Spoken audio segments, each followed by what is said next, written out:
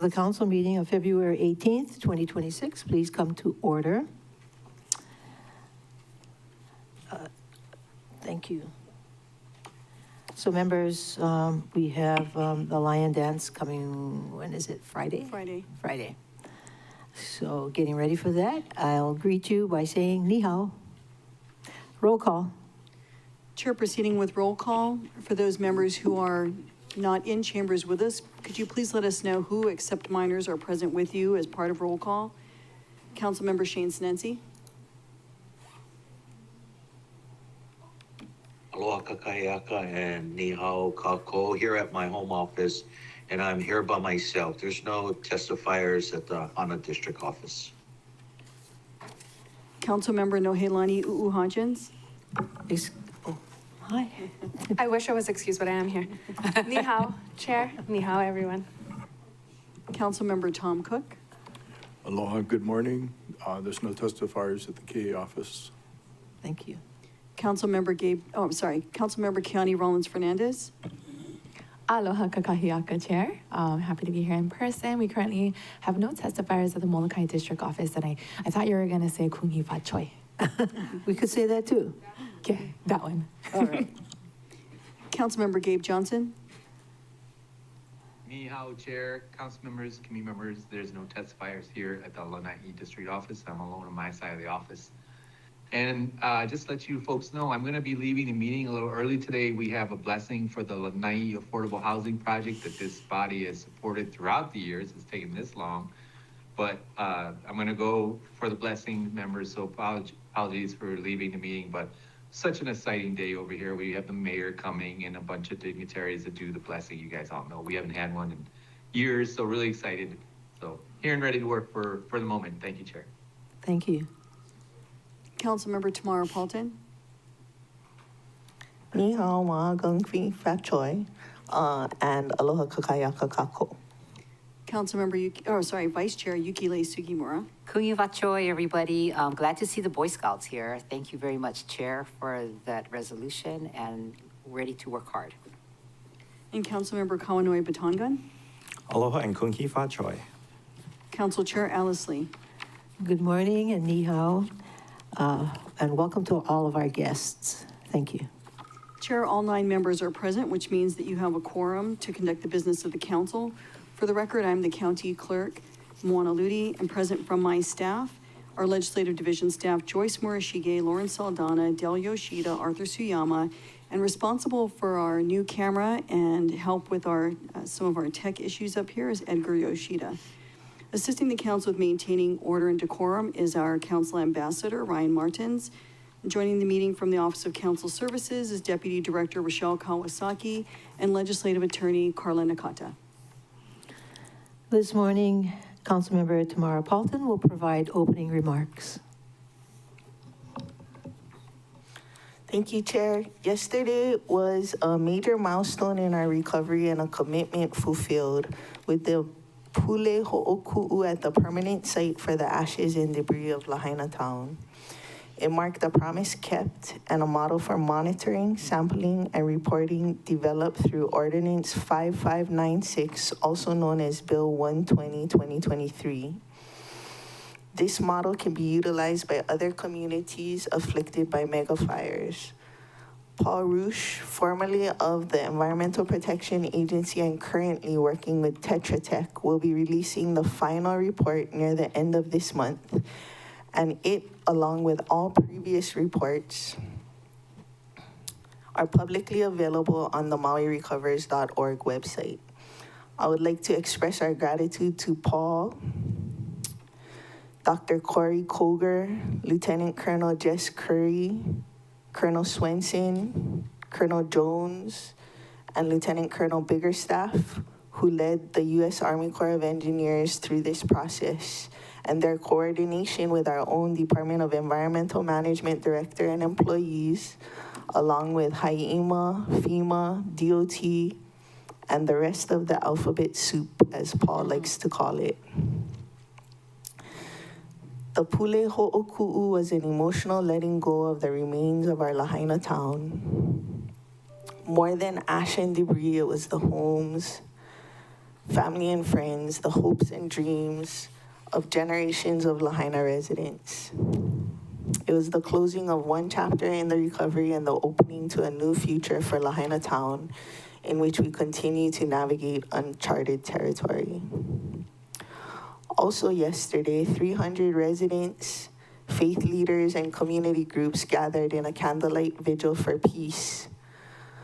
A reminder that aloha is not passive.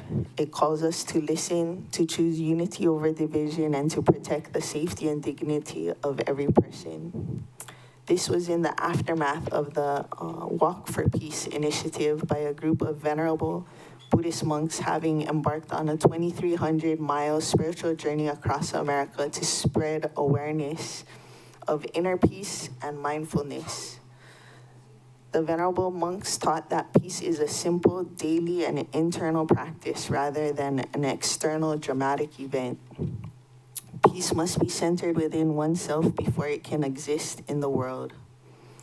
They did not walk to bring peace, as no one can change this world, but together we can make a difference. Today is going to be our peaceful day. May all beings everywhere be free from hatred, be healthy, be safe, be peaceful and at ease in body and in mind, and may they meet no obstacles in their daily lives. May you and all beings be well, happy, and at peace. Thank you. Well said, Member Paulton. And now please join me with reciting the Pledge of Allegiance. I pledge allegiance to the flag of the United States of America and to the republic for which it stands, one nation, under God, indivisible, with liberty and justice for all.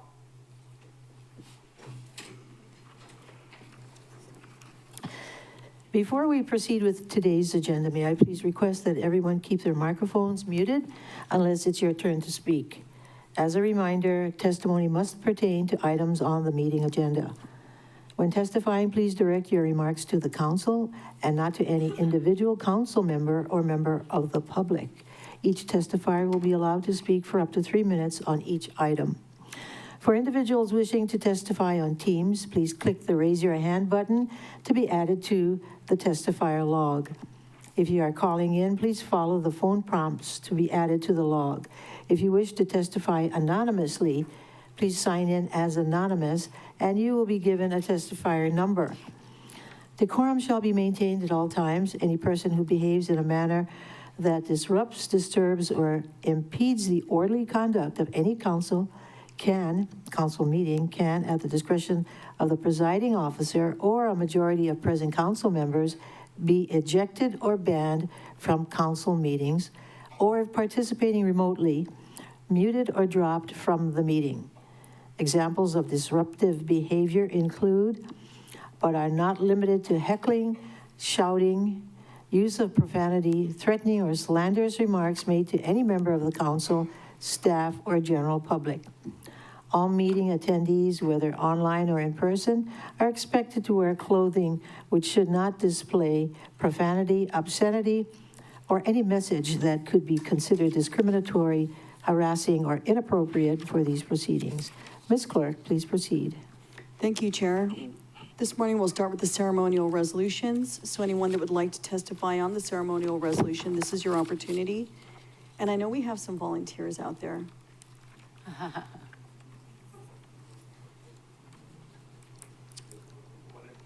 And here we go.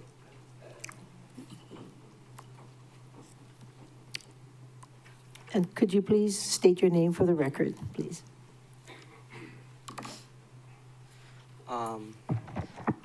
I am David Nagy. Scouting has helped me a lot in life. Ever since the fire, we had to move to this new community and it was kind of confusing. But with scouting, it's helped me guide me in life. And it's just helped me a lot at home and with school. That's all. Thank you. Thank you. That's good. Thank you.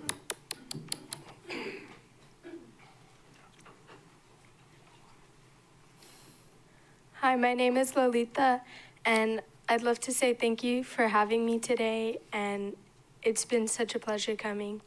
And I'd love to thank Scouting because it has taught me so many new skills and helped me with a lot of personal things. Thank you. Thank you.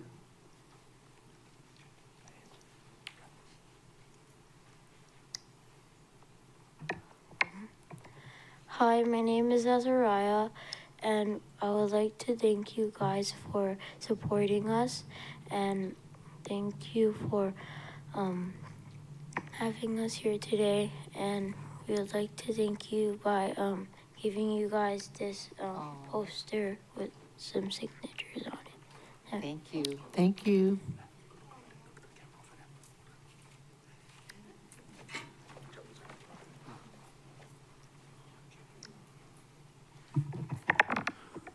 Good morning, Honorable Chair, Vice Chair, and honorable members of the council. Thank you for having the Scouting America volunteers here today with our youth. We appreciate everything that you do for our community. As you can see among us, we have a few volunteers and a few of our youth. Back in 2019, we started to invite and welcome females into Scouting. And this is very important for our mission. As you know, look around you. We are led and guided by strong women as well. And this is important for us to share in the community. We were originally the Boy Scouts of America, then became BSA, then Scouting America in preparation for being, what we are in inviting women and females. The challenge is still before us, as you guys know yourselves, right? So we will continue to push and provide the same opportunities for all of our youth, and we appreciate your support. Hold on, I gotta look at my minutes, or my notes, sorry. As you know, we have our jewel, Camp Maluhia. We're gonna do our best into protecting what she does for the community here on Maui. It is a financial challenge for us as well, so if you do see me approach this in the future, it may be for that. But I do appreciate, and present today we have our Camp Ranger, Lee Fadachi, our council executive, Mr. Blake Parsons, and who we affectionately call Auntie Ellie, who is our office manager here on Maui. Our organization is heavily guided by volunteers on the island. And many of you, and we have a council member here who is, we don't say was, is also an Eagle Scout. Once an Eagle? Thank you, sir. So I'd like to say once again, in closing, thank you very much for having us. And we look forward to having these youth become leaders of our community as well. And we will do our best to guide them. Mahalo. Thank you. We may have questions. Questions, members? I have a question. Sure. What kind of funding are you talking about for Camp Maluhia? We continue to focus on building the smaller pieces are upgrading our cabins, right? And we are working on those types of budgets right now. Our biggest goal has been to rebuild our dining hall, which we are going through permitting right now for demolition. We have some of the money to rebuild. We do know that we are short of it quite a bit still. So we are gonna run a community drive as well. We're not gonna just come to the council to say, hey, give us the money. We believe the stakeholders in our program should participate as well. I've been reaching out to some of the older board members that we had when we ourselves were a council. They are interested in coming back to help, so. Well, as a former Girl Scout for many years, and who also camped up there, I'm sure I can convince my colleagues to provide some support, okay? Thank you very much. Mahalo. Yep. Girl Scouts, we didn't have Eagle Scouts, yeah. So if anything, maybe I was a minor bird. Okay, any more testifiers? Oh, yeah, Once Chair. a minor bird, Because always I- a minor bird. Yes. I Watch know out, Lee I bite. Fadachi. I bite. Sorry. Go ahead. Yeah, you're a major bird now. I know Lee Fadachi, and I know he wants to say something. He's retired MPD. Oh, where? Come on down. He's right in the audience. He's all dressed up. And he's going to be followed by Blake Parsons. The volunteers. Yeah. Thank you so much.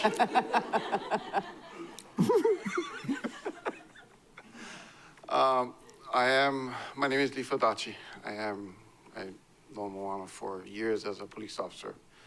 I actually retired to cut grass at Camp Maui because they needed help. So I gave up my career, which was great, but I needed something new. My sons just started getting into scouting. I knew the program needed help and I could cut grass. So that's what I did. 2 weeks after I got hired, the guy that hired me decided he was done. He needed to go home for family reasons. And they gave me the camp. They said, well, you're here, the camp's yours. Okay. And it's been a very big, huge learning curve since then, but extremely rewarding. I'm still doing it, and I will be there as long as possible because of them, the little ones there. Camp is and has been a community organization, a community use forever. Hopefully it stays that way for the near future. But these kids bring it alive. Councilwoman, you guys I meet more people that use camp that weren't scouts, that came from the community. So it's part of us, and hopefully it'll be for a long time. I'll be there as much as I can. I want to thank you guys very much for recognizing Boy Scouts and for inviting us here today. And thank you so much. Thank you. And the Girl Scouts. And the Girl Scouts. The next volunteer is Blake Parsons.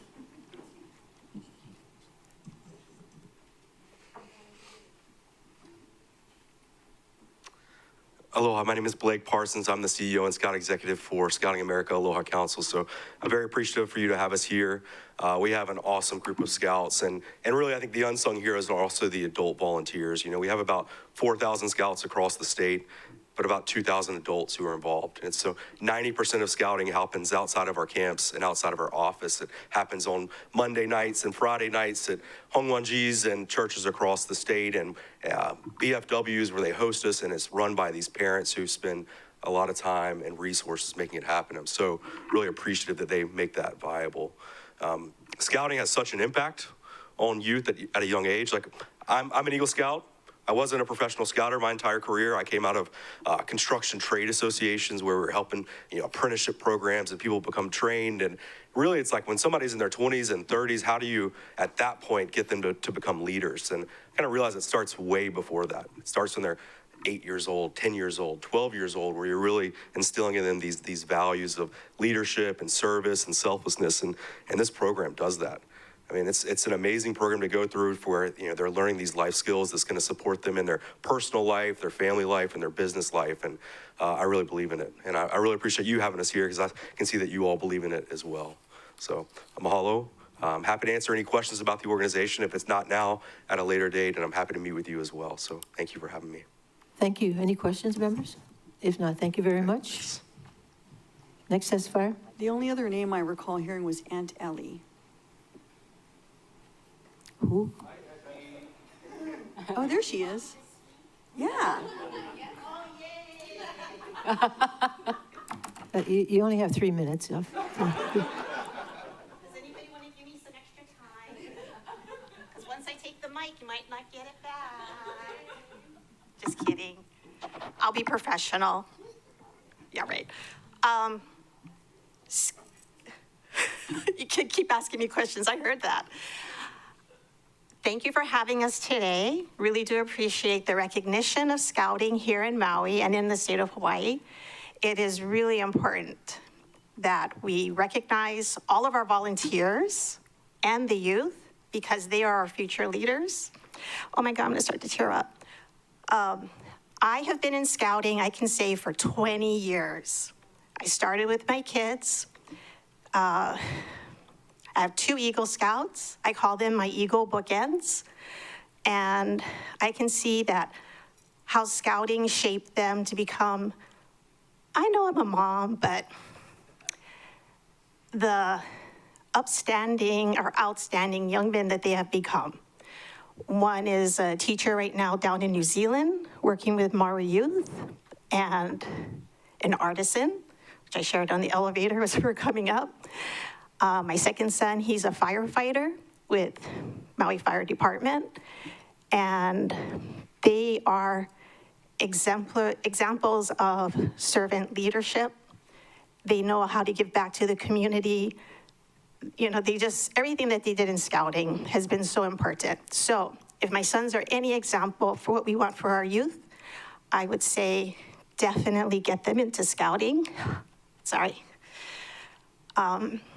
So thank you for having us here today. Really do appreciate it. Any support, as they were saying, for Camp Maluhias would be phenomenal. But I would also like to request any support, whether it's monies, help, volunteers, contacts, other partnerships with other organizations to give our youth the opportunities to do more in the community and have more experiences to help build up their confidence and leadership. That would be also super appreciated. You can come see me at any time at 200 Liho Liho. That's where our office is. And I'm gonna do a shout out to my new puppy, just because I have puppy brain. You can come visit Lee Monday through Friday, 8 to 12. Sorry. Okay, and that's it. Oh, I got 30 seconds left. You don't have to. Oh, okay. So again, I'll finish. That's it. Unless, you want, I can go on, but you guys probably got more important things to listen to me prattle on. And they're over here going, Ellie, once again with the microphone, wait till you see her at camp. Don't give me the mic because I kind of hog it. Right, guys? Yes, Leaf is like, yes. When we have summer camp or Cub Day camps. Okay, thank you. So members, do you have any questions? Come on, you want me up here longer, right? Just kidding. Apparently not. Really? Okay. No. I mean, apparently we don't have any questions. No questions. No. Okay, thank you so much. I really do appreciate you all. Thank you. Thank you. Anyone else? Oh, I see Junia Nakoa is also signed to testify on the ceremonial resolutions. Mr. Nakoa?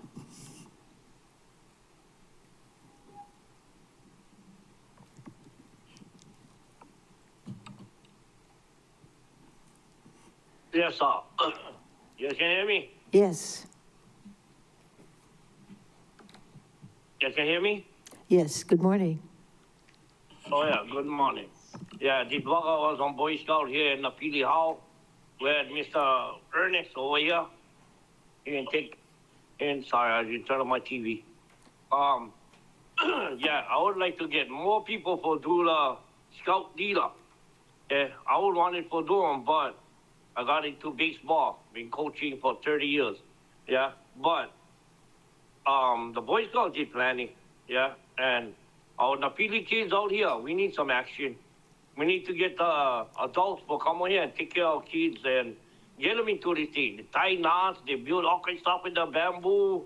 I mean, small kind of knots, the kind of stuff they did.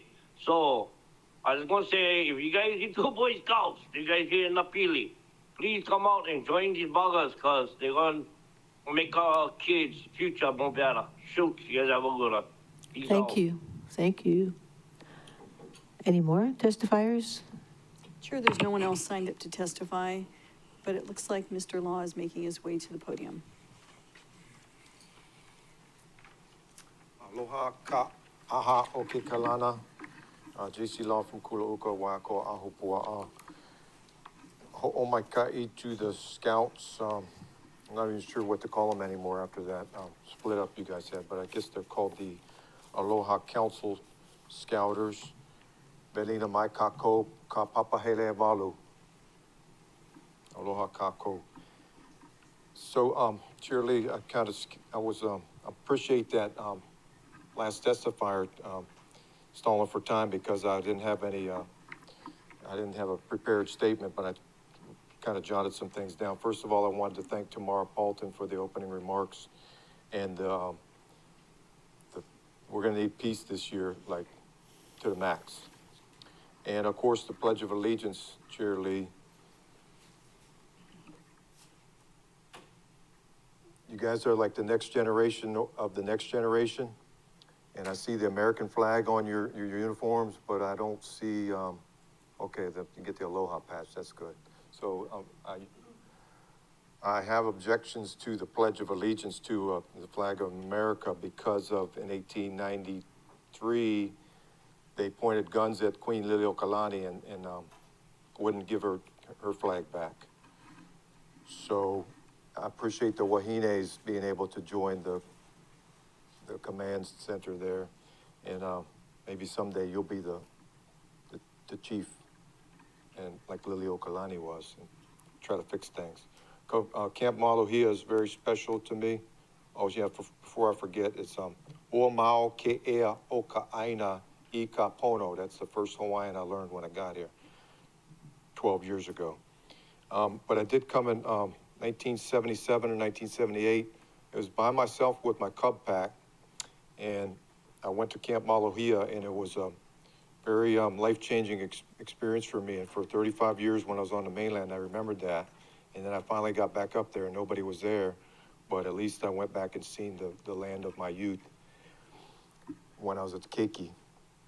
So I appreciate the maintenance guys. Maybe if you see me up there someday, we'll be able to work something out, but might have to get like certificate of liability and all that stuff, because I'm not sure whose land that is. And also I wanted to ask that was the royal patent on that land, and how I appreciate the resolution there, clerk's office, because I learned a little bit about Camp Maluhia. They were developed in 1937 under a community use model, whatever that means. So yeah, I'd like to see that thing keep on going. And I see I got 10 seconds left, so I want to save that for the Hawaiian people. Aloha. Thank you. Questions? No questions. Chair, there's no one else signed up to testify, so I'll give last call. If there is anyone who would like to testify in the ceremonial resolutions, this is your opportunity. Chair, seeing none, I will do the countdown. And that is 3, 2, 1. Chair, there's no one to testify on the ceremony. Members, are there any objections to closing public testimony and accepting written testimony on ceremonial resolutions? No objections. So ordered, Ms. Clerk. Chair, before you is Resolution 2648, recognizing the 116th anniversary of Scouting and honoring Aloha Council Scouters in Maui County. Vice Chair Sugimura. Thank you, Chair. I move to adopt resolutions 26-48. Moved by Vice Chair Sugimura, seconded by Member Nohilani Uuhajens to adopt Resolution 26-48. Discussion, Vice Chair Sugimura. May I please ask the clerk to read the resolution in its entirety? Ms. Clerk. Resolution number 2648, recognizing the 116th anniversary of Scouting and honoring Aloha Council Scouters in Maui County. Whereas Scouting was founded in the United States in 1910 and for 116 years has prepared young people to make ethical and moral choices through leadership, service, citizenship, and respect for others and the environment. And whereas for generations, Scouting has played an integral role in the lives of Maui County families, offering youth meaningful experiences that build character, confidence, and responsibility, while also strengthening families through shared outdoor adventure, service, and community involvement. And whereas hundreds of scouts, volunteer leaders, donors, and community supporters in Maui County remain deeply committed to ensuring that the Scouting program continues to thrive for generations to come, giving young people opportunities to grow into capable, service-minded leaders. And whereas many of Maui County's civic, business, academic, and community leaders are former scouts whose values of service, integrity, and leadership were shaped through their scouting experiences. And whereas Scouting America, Aloha Council, delivers year-round programs in Maui County that focus on leadership development, outdoor education, public service, and Malama Aina. And whereas in 2025, Scouting America formally rebranded to reflect its fully co-educational program, with approximately 20% of its youth membership being female. And whereas Camp Maluhia in Wailuku, developed in 1937 under a community use model, remains a treasured Maui County resource and continues to service scouts as well as schools, churches, and nonprofit organizations throughout the year, providing a place where youth learn leadership, teamwork, self-reliance, and respect for the land.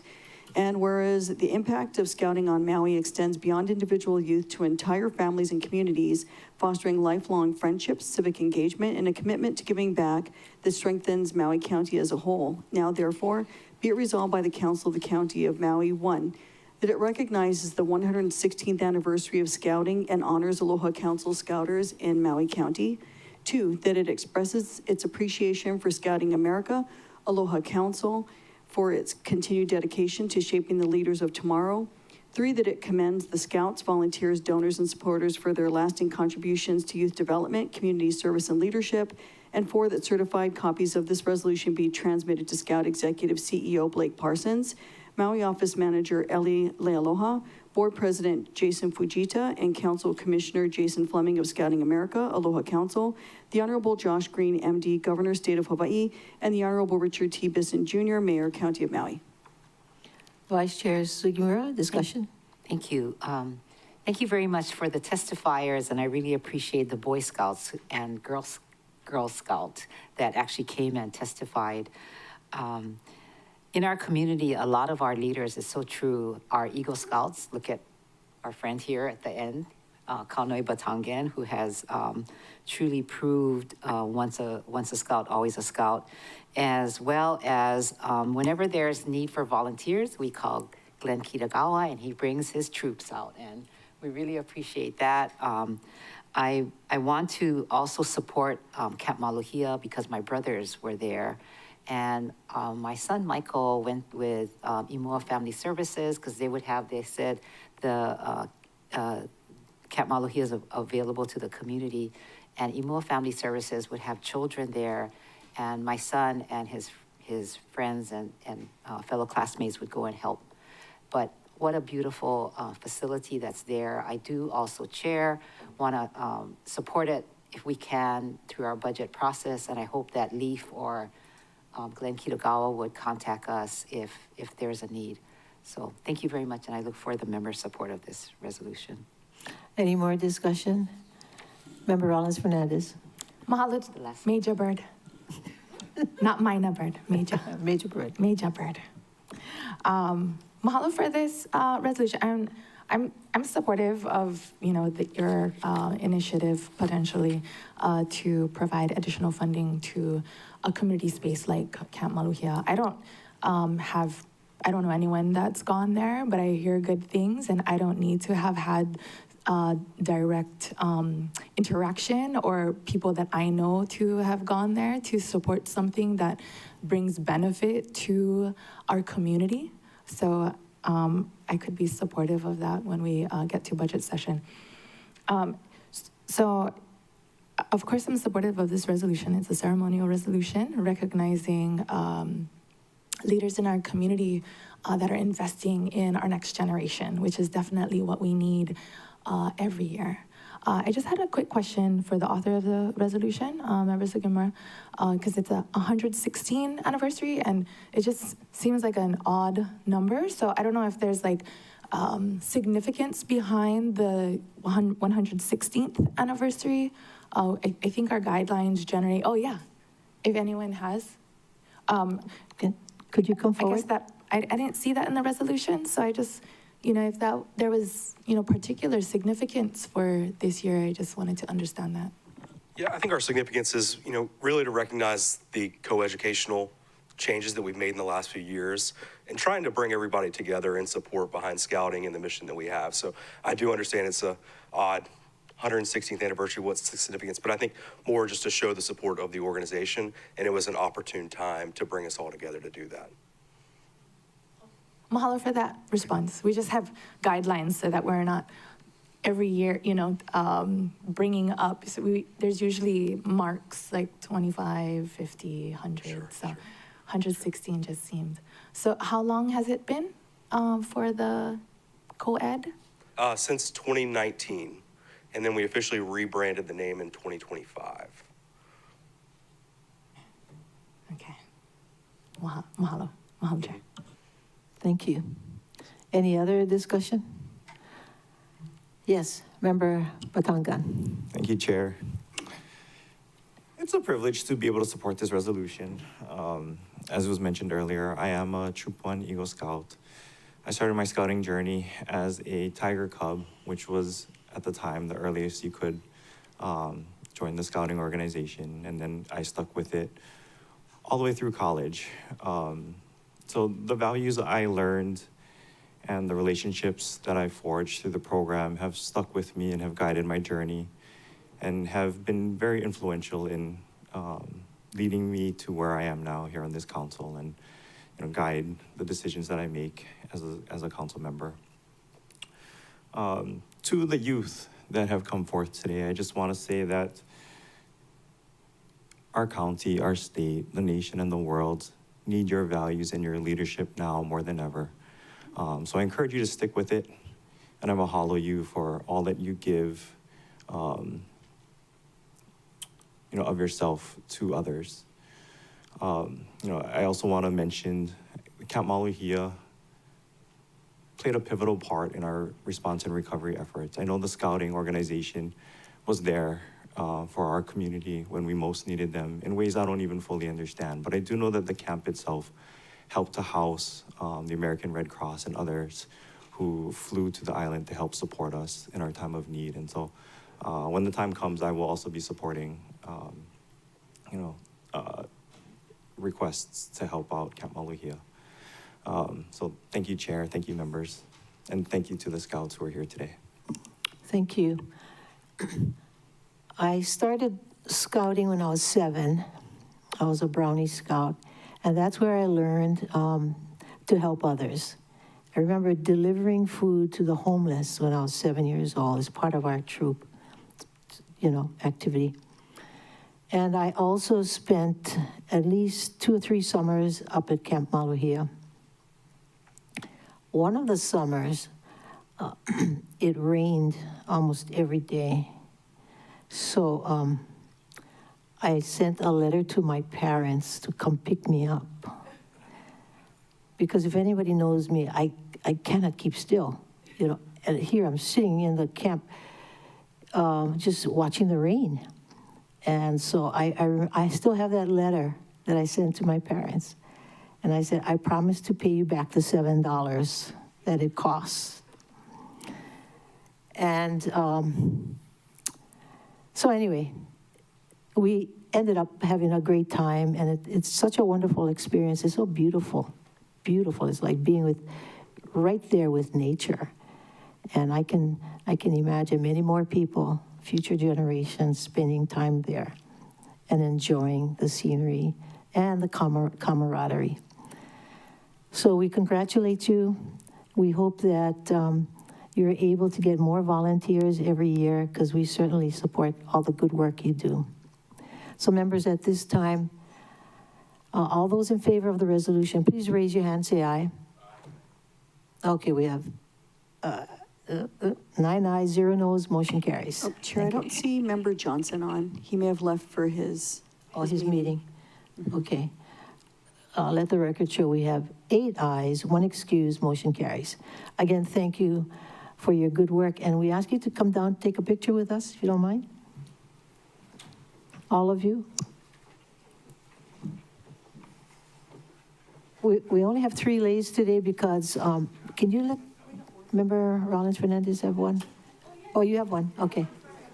Okay. Okay.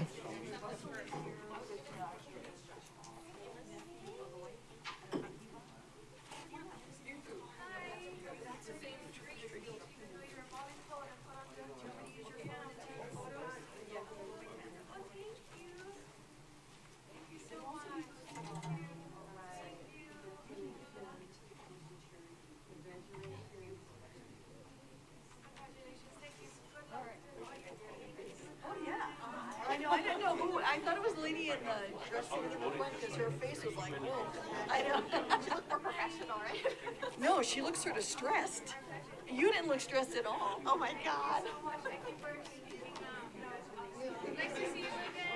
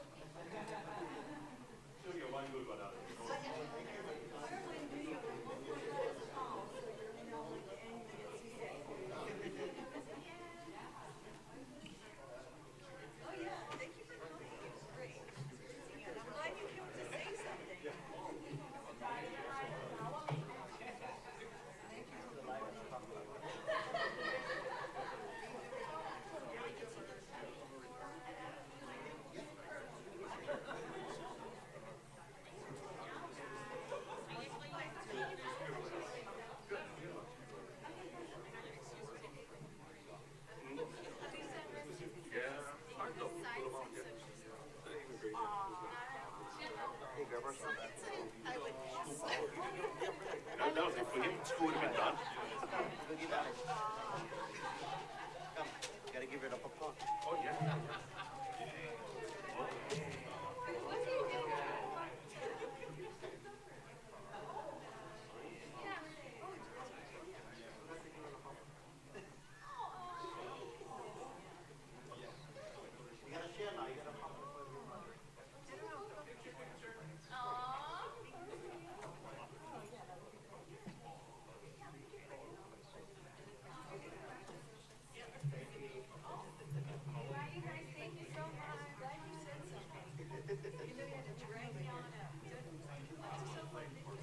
There you go. You're telling me go opposite. You go opposite. There you go.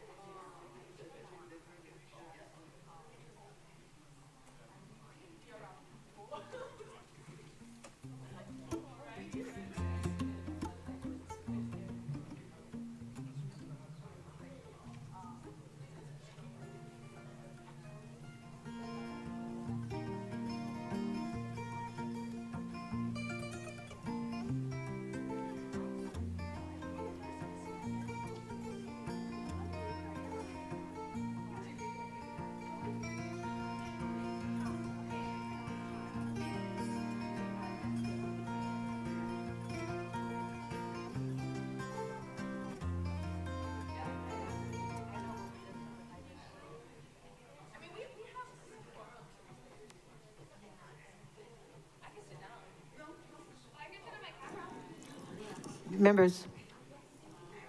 Okay, let's take 7-minute break to 10 o'clock recess. Thank you.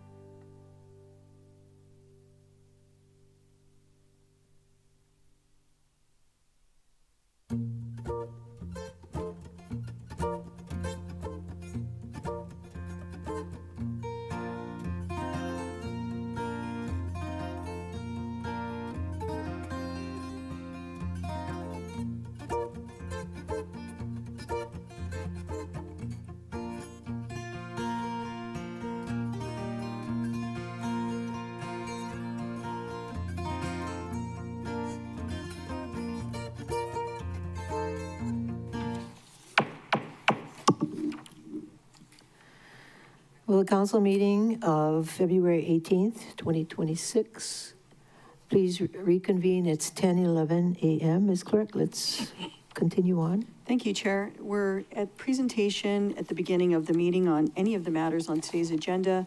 Our first testifier is Laura Nakitake, testifying on Bill 2, CD1, and Bill 22, 2026, and she will be followed by Sam Small.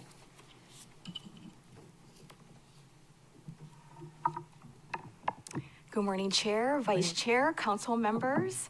I'm Laura Nakitake. I am the Executive Director, Legal Counsel to the Board of Ethics. I'm here today to speak in support of Bills 2 and 22.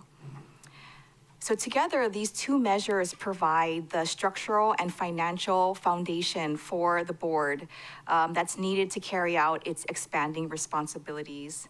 We're requesting 2 additional staff positions to meet the workload ahead, which will include ethics training for all county employees, and hopefully will include updates to lobbyist rules, a countywide anti-nepotism rule, and revised gift rules. I thank you again for the constructive discussion we had in the BFED committee on January 27th and for approving Bills 2 and 22 at their first reading on February 6th.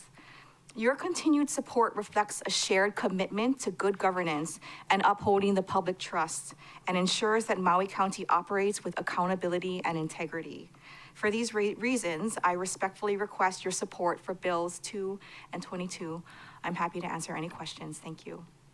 Thank you. Questions, members? If not, thank you very much. Thank you. Ms. Clark? Chair, the next testifier is Sam Small. And Mr. Small, if you could let us know what matter you will be testifying on. He will be followed by Junior Nakoa.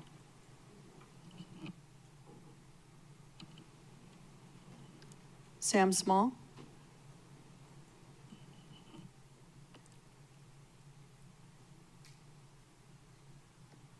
Chair, do you want to move to Junior Nakoa, who I Yes. see online? Mr. Nakoa, could you please let us? No, wait, Ms. Clark. Trying to unmute. Have I unmuted? Yes, you have. Great, thank you.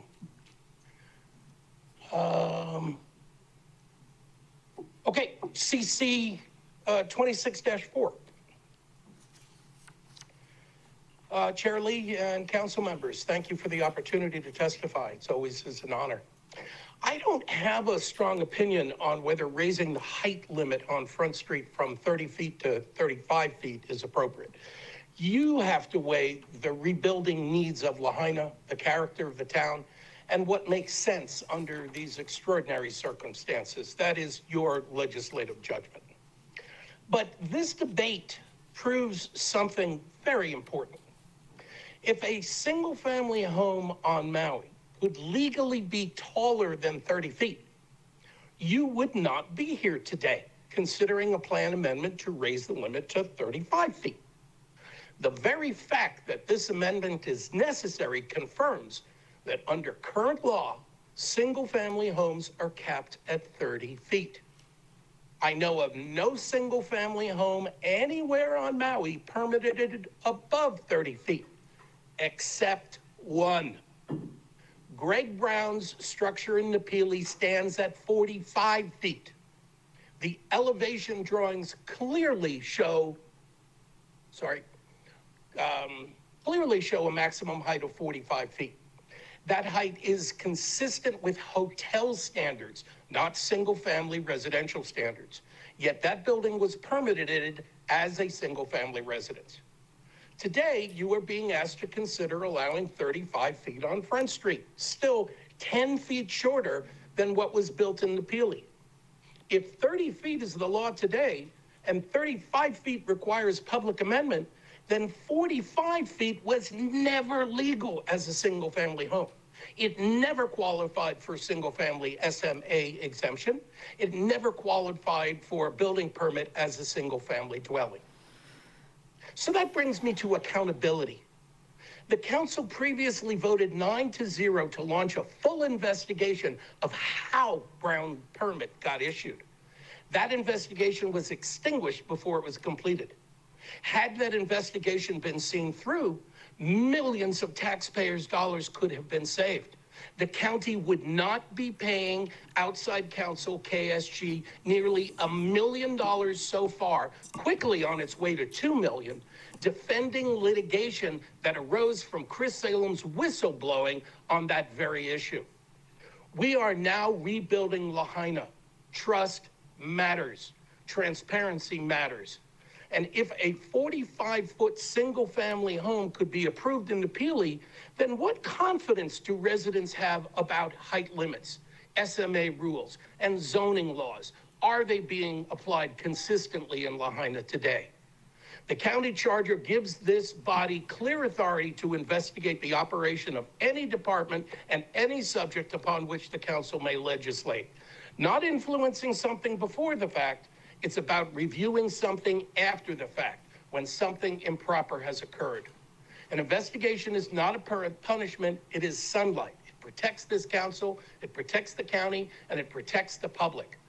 Again, I take no real position on 30, should be Chair, 35, sounds okay. I'm sorry, but that's time, Mr. But this Small. debate confirms one thing beyond question. Thank you. No single-family home on Maui is allowed to exceed 30 feet today. And the 45-foot structure in Napili did not qualify then, and it does not qualify now. It's time to reinvigorate that investigation and how that permit was issued to restore public trust and to ensure that as Lahaina rises again, it rises on a foundation of lawful and transparent government. Thank you. Members, are there any you. questions? I've got another item. No, okay, the next item. Bill 2, the Ethics Commission. Oh, boy, is that a can of worms. We had a charter revision to fund what it is that you're discussing today, to have an independent staff. All of the public discussion about that charter revision was based around removing Corporation Counsel from the mix, getting them out of the room, because Corporation Counsel plays both sides of the issue, just as they do with you. They manipulate everything that goes on in this county. I don't know if you saw the post recently that I made with Mayor Victorino describing the intimidation from Corporation Counsel on council members. It's amazing, and you should watch it. I've sent it to some of you, and I'm happy to send it to others. That's Mayor Mike Victorino describing intimidation from Corporation Counsel on council members. And that same intimidation is happening to the Board of Ethics. There is absolutely no excuse for Corporation Counsel to be advising the Ethics Commission today. We voted for charter amendment to remove Corporation Counsel, and they have not done so. I have called for the resignation of the new director because she is lining up with Corporation Counsel's intimidation and destroying the public trust in the Ethics Commission and in this entire county government. It's your job to fix this stuff. You have the power and authority. You just don't seem to have the political will to do it.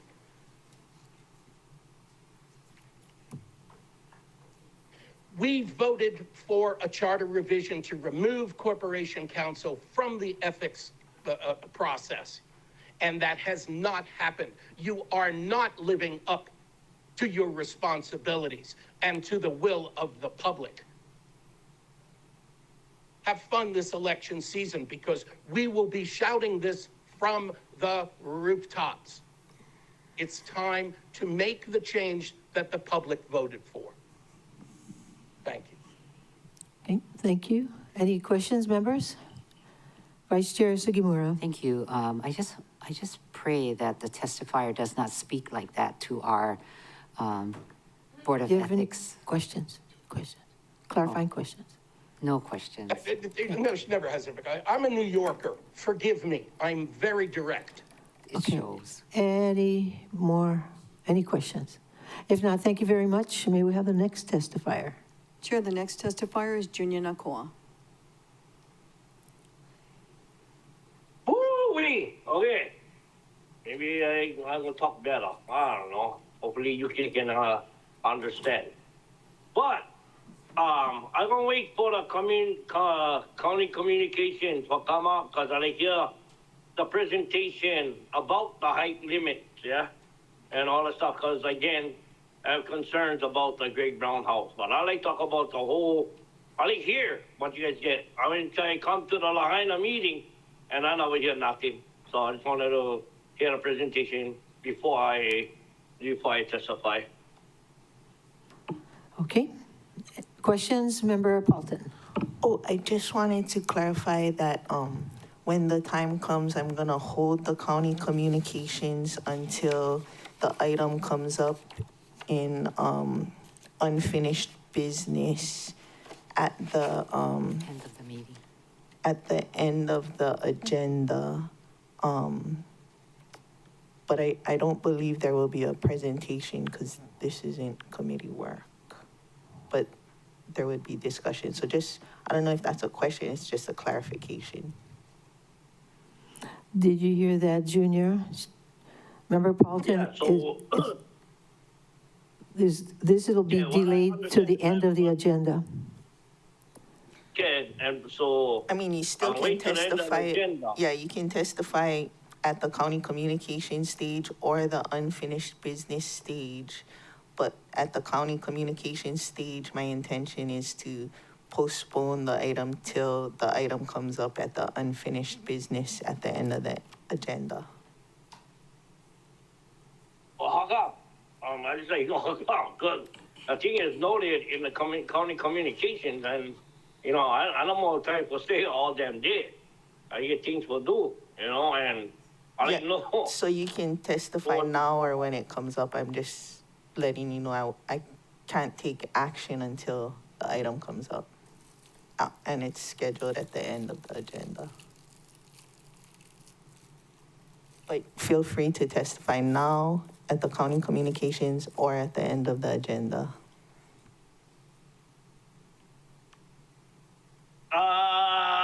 Jeez, I say confused. I say lost. Thought I had to do my communications, but I guess, oh my God, see, I guess I'm gonna wait to the end then. I guess so. Oh my God. Okay. I can text you when we're there. Okay, thank you so much.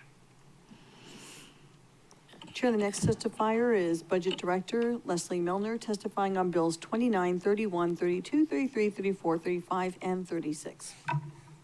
Aloha, Chair. Hi. Aloha, council members. So Bill 29, I'm asking for floor action on all of these today except for Bill 35. Bill 29 is to amend the Department of Management Office of Recovery to add conditional language for 2 grants. One is for Ke'olahau Community Resilience Center. This is $390,000 for renovation of the center. And the other is $758,973 for Imua Family Services. As you may remember, we gave Imua Family Services some funding a few fiscal years ago for off-site improvements required by the county.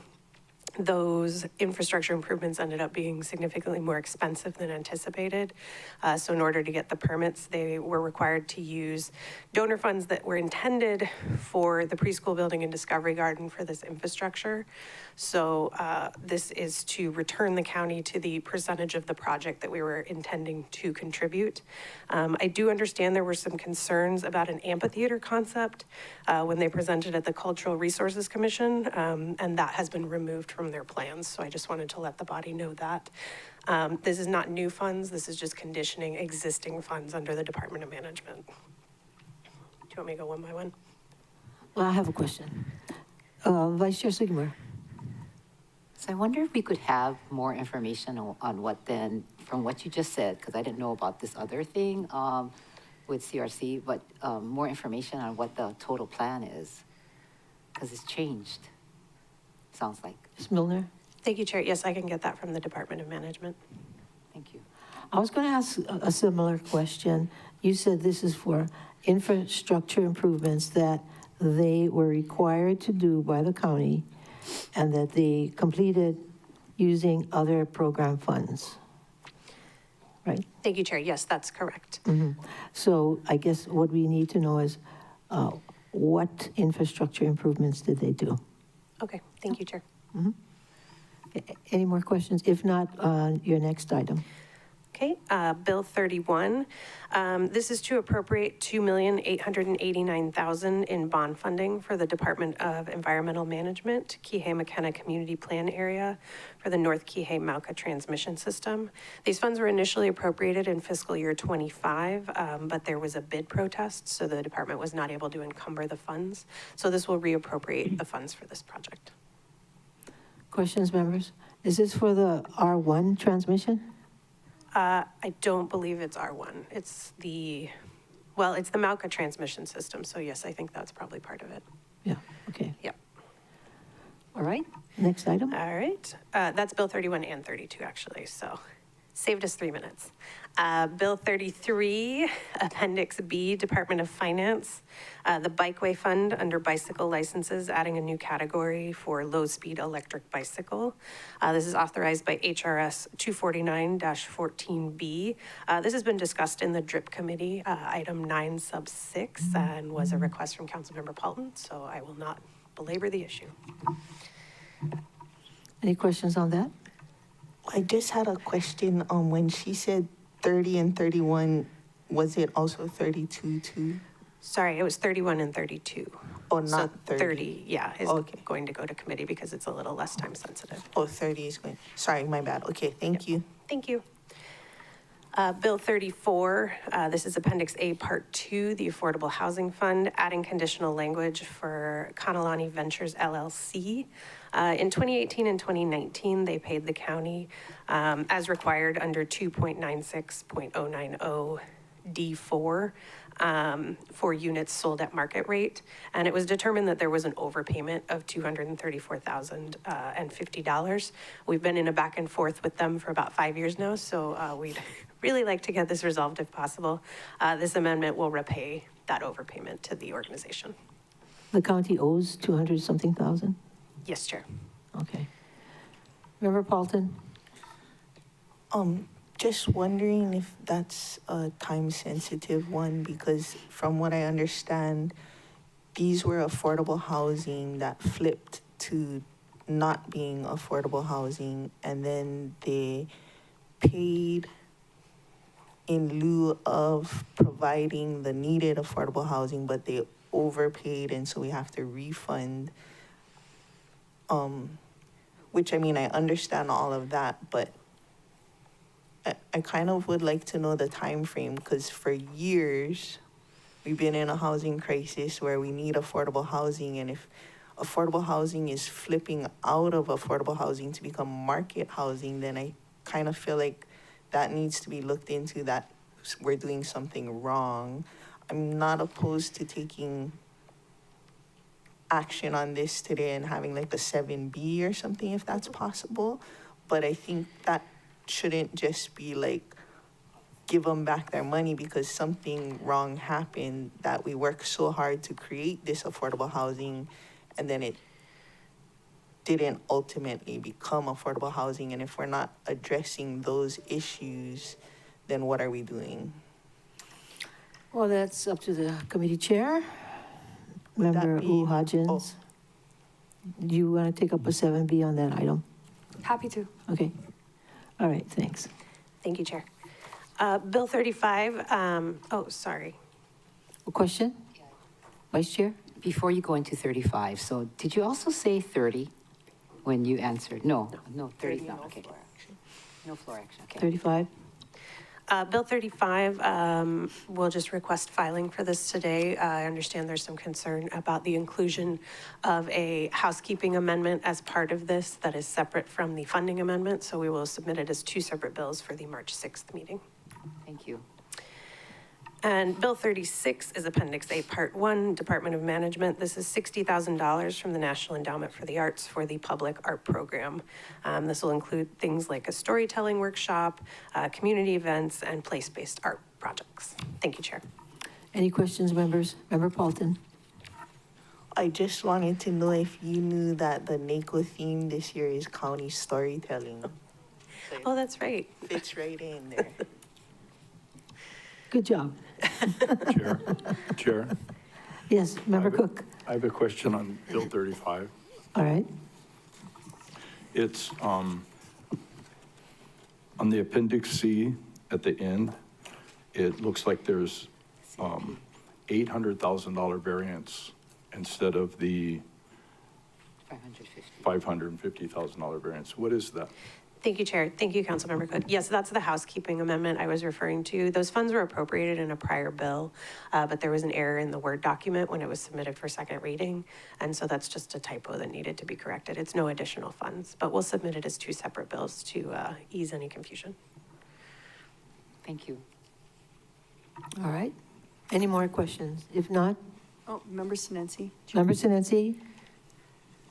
Thank you, Chair, and mahalo, Director, Finance Director, and I can be supportive of all the budget amendments. However, I'm still waiting on some budget amendments for, our committee works with mental health services, and there is a need in our communities, especially the rural communities, to address some of our mental health services. So hopefully I can be supportive of the electric bicycles and the storytelling, but for rural communities like myself, I need additional funding if you guys can consider that closing out the year. Thank you, Chair. You want to respond? Oh, Director? thank you, Chair. Thank you, Councilmember Sinensi. Yes, I'll follow up with you later today. Thank you. Anyone else? If a member Rollins Fernandez. Mahalo, Chair. This is regarding Bill 35, the question that Member Cook just asked you, and then in response, you said that you're going to send an additional bill. Is that for the next council meeting? Or? Thank you, Chair. Thank you, Councilmember Rollins Fernandez. Yes, so we're asking for filing of Bill 35 today, and I will submit two separate bills for the March 6th meeting. Got it. Okay, so we're going to file Bill 35, and then we'll do a new two bills. But you said that the, was that the 300, or the housekeeping difference was already made in a earlier bill? Thank you, Chair. Thank you, Councilmember Rollins Fernandez. Yes, there was the prior bill for the War Memorial Stadium where the additional funds were appropriated. There was just a typo in the Appendix C section. So the funds are already in the ordinance. It's just a typo in the Appendix C section that needs to be corrected. So it should have said 2 million instead of 1.2. Okay. Okay. Okay. All right. We'll talk to you after. Yeah, thanks. Mahalo, Chair. Anyone else? Anything else? That's it, Chair. Director? If not, thank you very much. Chair. Chair, the last testifier currently signed up to testify is calling in with the last four digits, 6050. If you could please let us know what item you'll be testifying on. Caller with 6050 as your last four digits.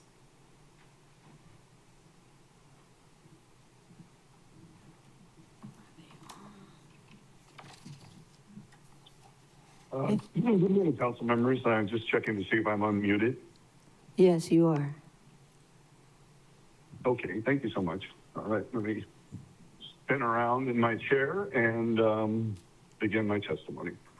My name is Christopher Salem. I'm a resident of West Maui for almost 30 years, and I'm testifying on the item CC 26-4. I'll also be speaking a few moments I wasn't prepared to on the county item, being the auditor, which is, I believe, number 2 on the agenda. Okay, I'm letting you know there's a nexus between my opening and this agenda item. I'd like to begin by recognizing an extraordinary accomplishment within our Lahaina community this weekend. Surely as we've worked to rebuild in all areas. 2 Lahaina swimmers have just returned from the state championship at Kamehameha Schools on the Big Island. When we speak of reaching new heights, these young student athletes embody that phrase. They not only won gold medal championships in the pool, they're champions of resilience, perseverance, and horrific challenges that very few can fully comprehend. I'm not sure many council members even can unless you actually live in the Lahaina area. These children who train through displacement, uncertainty, a coach who's moved 11 times, and the trauma our Lahaina community has Mr. endured. Salem, excuse me. Yet they rose. What item is Yes. this? This is on CC 26.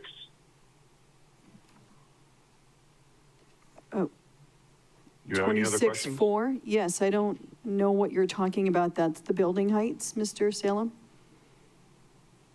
Yes, it is, and I mentioned at the beginning that there's a nexus between my opening and the specific item. I really wish you wouldn't do that until somebody's done, if they've gone outside the item. You have 1 This minute is remaining, very Mr. Salem. challenging for us.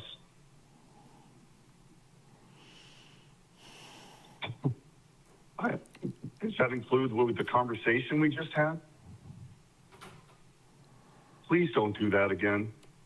We're citizens of this community, and we have a right to speak to the item. So allow me to finish. Could you finish, For whatever please? moment, I will make it as brief as possible. Please. Thank you. Thank you. Please finish. Okay. This is relevant because we're talking about the structures within Lahaina. But giving you a notice of wonderful accomplishments of children in Lahaina, allow me to move forward. So following a community meeting with Mayor Biss and his staff, our families were told that rebuilding Lahaina Aquatic Center was not feasible at the time. For some, that moment extinguished hope. But what happened next defines Lahaina and the rebuilding process. Mothers and children joined hands to muck out the toxic debris from the pool and surrounding areas. Through community leadership and volunteer efforts, access was secured and grassroots initiatives rose from the ashes. Our children learned a life lesson, that being, be part of the solution, not the problem. Time. The same spirit must guide us today. Give him more time. 1 more minute. 1 minute? Yeah. Okay, please proceed.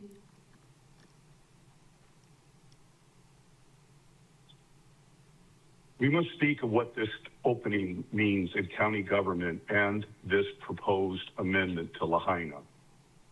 The agenda item before you today does more than establish 35 feet versus 30. It clarifies the law. It places the public record, the height limit for single families is 30 feet.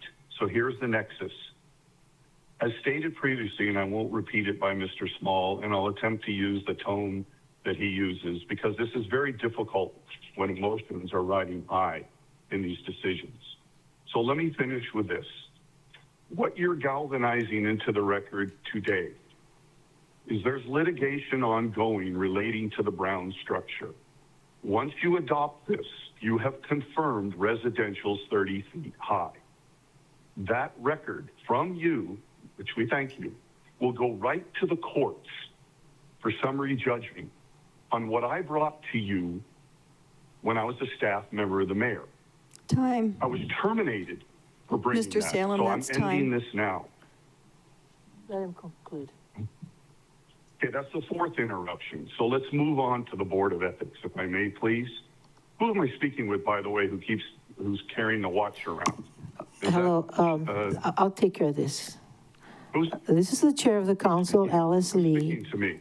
I'm asking you to please Thank you. move on to your second item. Thank you. Okay, thank you so much. I believe I'm being completely respectful in this process. I don't feel I'm receiving the same. Moving on to the Board of Ethics, which I was not going to be testifying today, wasn't even aware of that.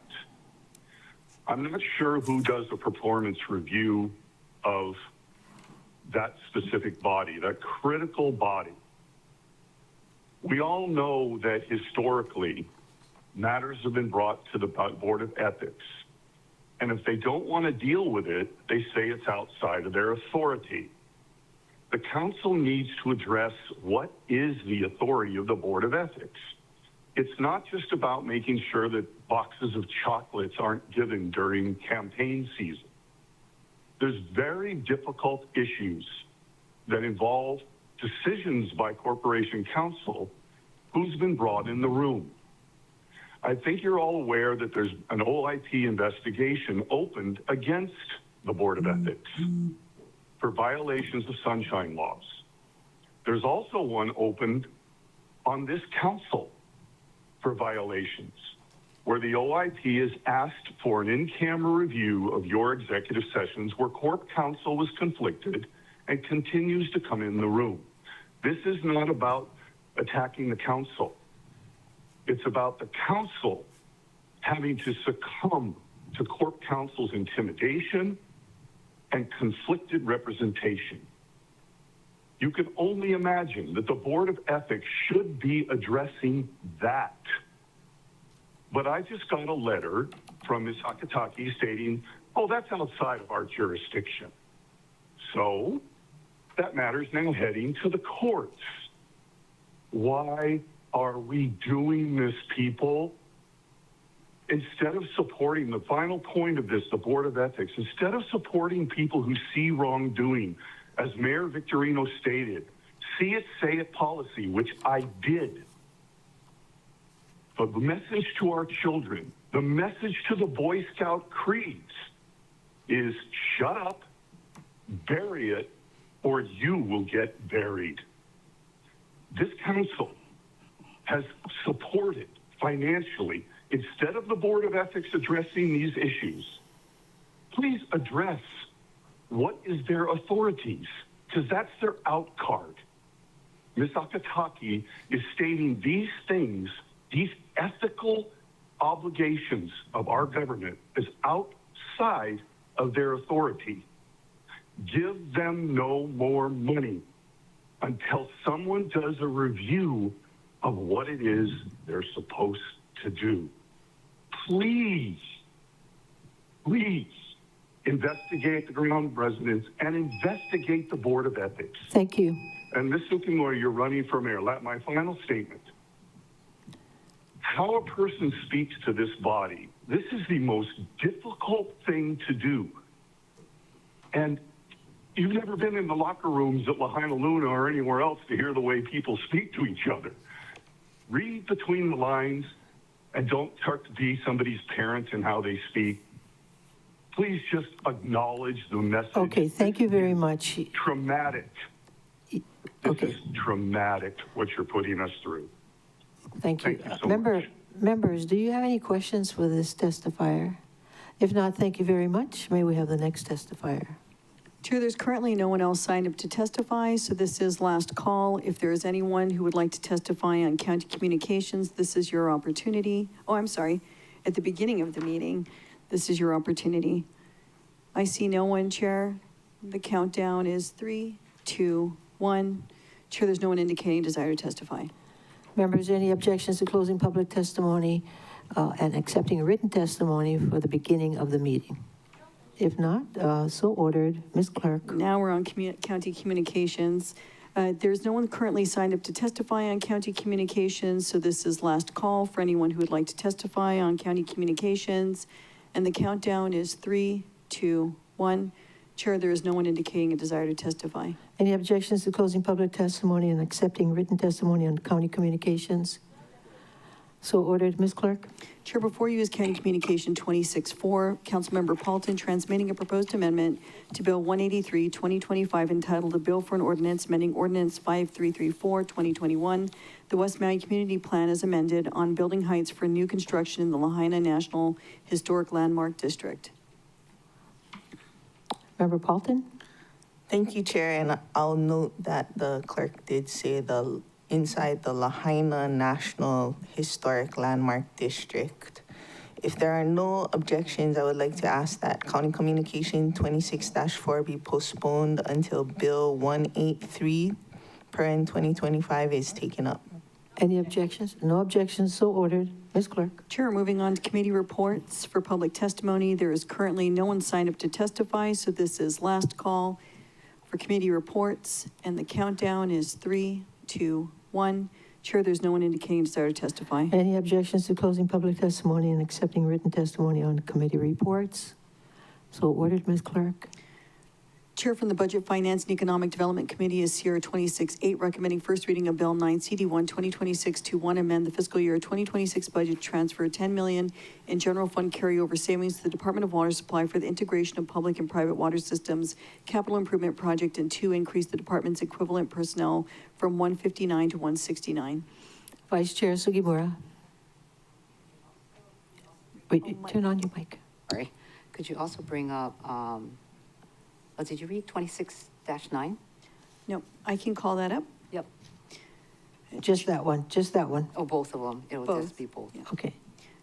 Chair, before you is CR 26-9, recommending first reading of Bill 10 CD1 2026 to amend the fiscal year 2026 budget to recognize $3 million in general fund carryover savings for the Department of Management's Information Technology Services Program for transient accommodations tax software procurement, upcoming software subscription renewals, and the cybersecurity contract. Vice Chair Sugimura. Thank you. I'd like to ask that these be held on the clerk's desk until the next meeting. I have These some two information. items? Yeah. Any objections, members?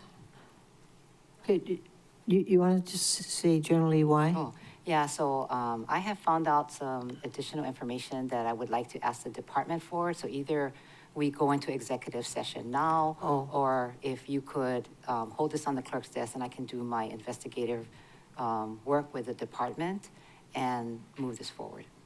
Any objections, members? Member Rollins Fernandez. Mahalo, Chair. I guess I don't understand why your investigation, the investigation didn't happen before today. I will.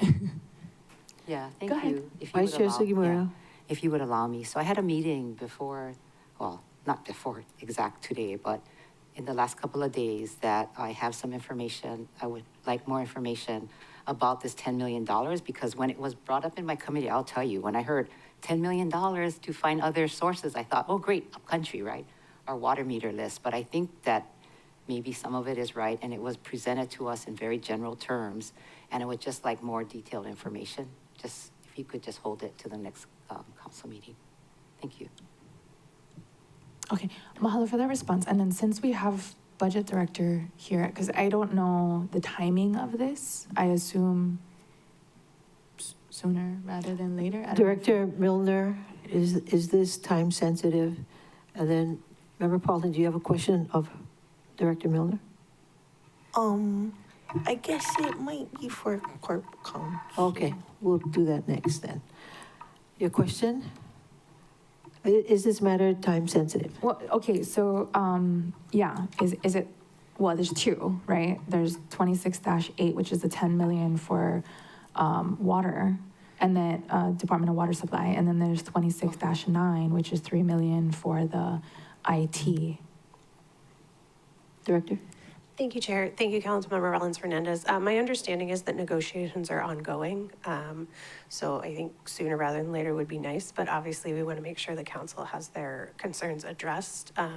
I do know that any discussions about specific negotiations would need to be in executive session. And I also know that managing director is out of the office today. So thank you, Chair. Is that for just 26-8 or both and 26-9? Maybe 26. Sorry. Vice Chair Sugimura? So, you know, Member Rollins Fernandez, good question. So we can proceed with 26-9. I was just more concerned about 26-8. Well, okay. Sorry. Because that's about. Mahalo for THT. that. But so why did you initially ask to hold the 3 million for IT if your concern was just the 10 million for Mistake. water? Mistake. Okay, so did you speak with budget director, or who did you speak with about these concerns? Because we took this up in committee and we had a discussion there, and so I don't understand why the questions weren't all asked then. I will. Vice Chair So I had a Sugimura? meeting after my budget meeting with a group of people and just things in general. I just want more detailed information. And I will take it up with the department, I guess, until before the next council meeting to get more detailed information. In my BFED committee, which all of you, or maybe not all, I have the committee report here, it was talked about in general terms for carryover savings to the Department of Water Supply for the integration of public and private water systems, CIP project, and then of course the personnel also comes with it. But I just want more information about that. That's how it was presented to us. And now we're seeing there's negotiations going on. I'm hearing what Ms. Milner just said, which makes me even more so want to just hold this on the clerk's desk and let me get more information. And I will present it to you, members, if you allow me to do this and take a pause. Thank you. I'll yield for now, Malajar. Okay. Any other questions for for Director Milner? She can stay up there just in case. I'm not sure if it's Corp Counsel or her. Okay, Member Paulton. So, I guess the part that I don't understand is the executive session. And then I heard Director Milner said that negotiations would have to be taken up in executive session. And if we're not recommitting this and Member Sugimura does her own fact finding or whatever, how is it that she's gonna share the information with us without also going in executive session is, I That guess, the question is part for that who? I don't understand. So whoever can answer it, if it needs to be a lawyer, a director, or whomever, I'm not sure who it should be for. Corp Counsel wants to take it. Thank you, Chair. So looking at the description of what's on the agenda for today, it looks like this is a request to amend the fiscal year budget to transfer $10 million in general funds for the integration of public and private water systems capital improvement projects. So the item does not appear to have anything to do with negotiations, but there is That's what she said. there is an exception under the open meetings for executive sessions for negotiations, but I wouldn't say that this particular item is one for negotiation. So I would not recommend there be any executive session for this item today for negotiations.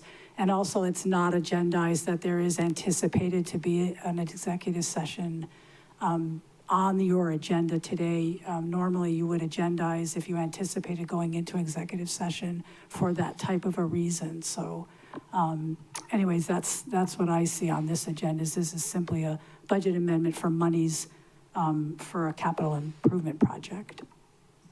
And then I Director guess Milner. going back to Director Milner, because from what First Deputy Desjardins said, this isn't about negotiations.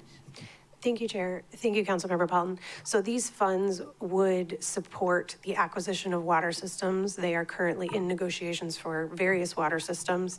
Obviously, once they decide to move forward with, if they decide to move forward with any of those acquisitions, it would come to the council as a resolution for acquisition. So none of those specific acquisitions are on the agenda today, but these funds would support things that are currently in negotiation, which is why I mentioned that. Thank you, Chair. I have one last question. Go ahead.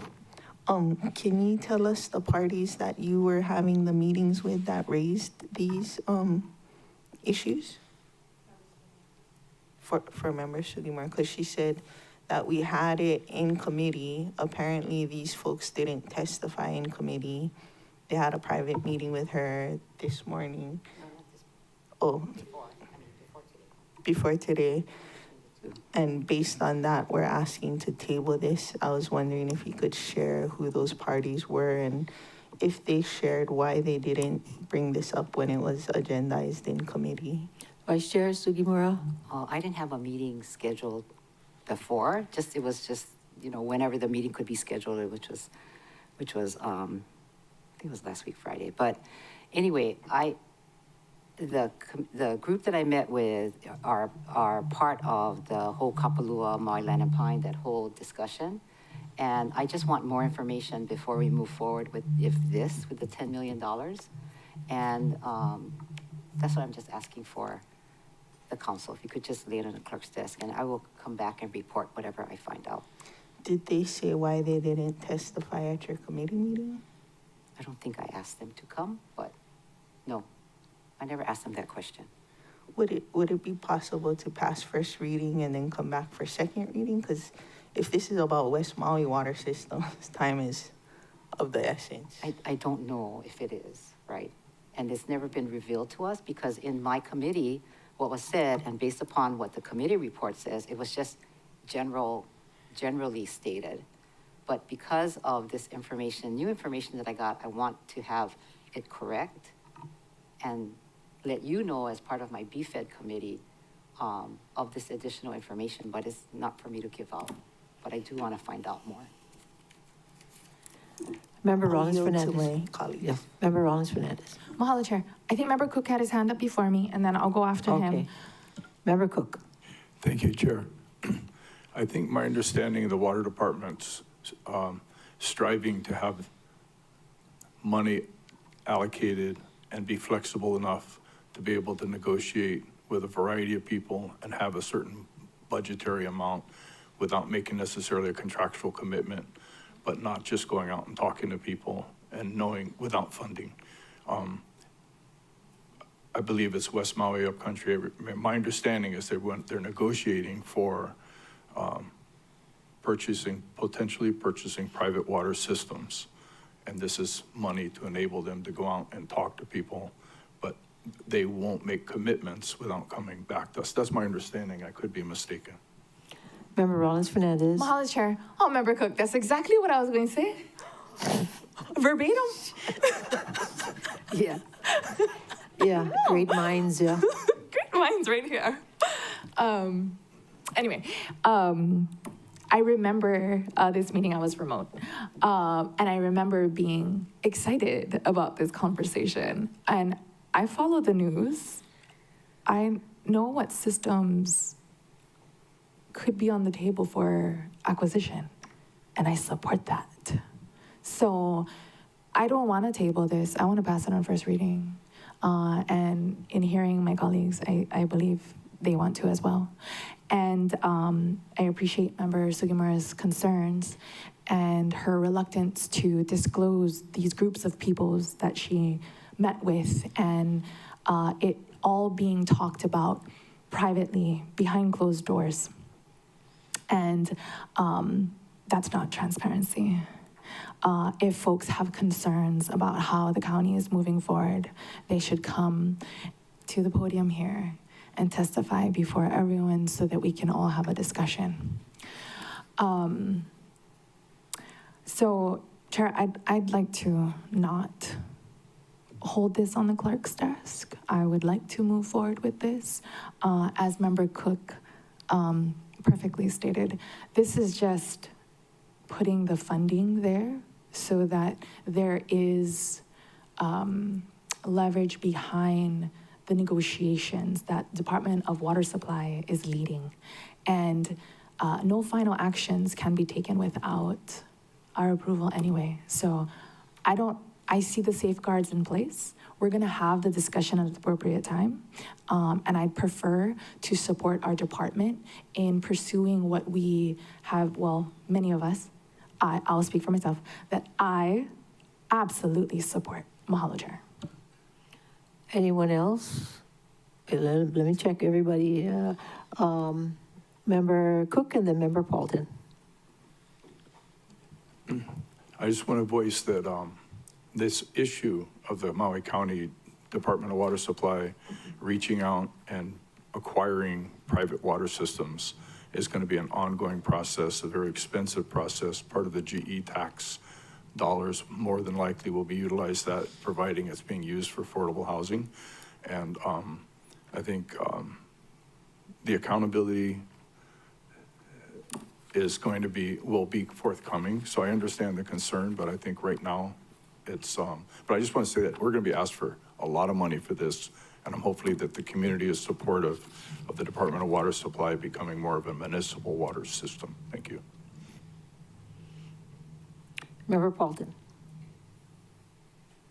I was wondering if Member Sugimura could, I think I heard what she said, but I didn't understand, if she can repeat what it is she wants and why. Vice Chair Sugimura. Yeah, so the reason why I wanted it held on the clerk's desk was to take action at the next council meeting, which, is it March 6th or whatever the date is, so that I could get more information for the meeting that I had. Well, of course, it was private because none of you were in that meeting also, but it was a meeting with the TY organization, which I think they've met with some of you, and what their general plan is to help West Maui, which I support their plan. So therefore, I just wanted to get more information of how the county fits in with it. And that's really what my objective is. So I've met with Kenji Yui, Lahela Iwohi, and I've heard of the plan that they said, and I've checked with DEM about like the R1 and whatnot, and we don't have the capacity of that. But I think it's premature to hold it on the table. We're only at first reading. If something comes up like huge, we can stop it before second reading. Whereas, you know, our water issues are very real, very urgent. And from going to the Commission on Water Resource Management meetings, the majority of the public wants more of our water resources in public hands rather than private hands, which is this seems to be doing. So I wouldn't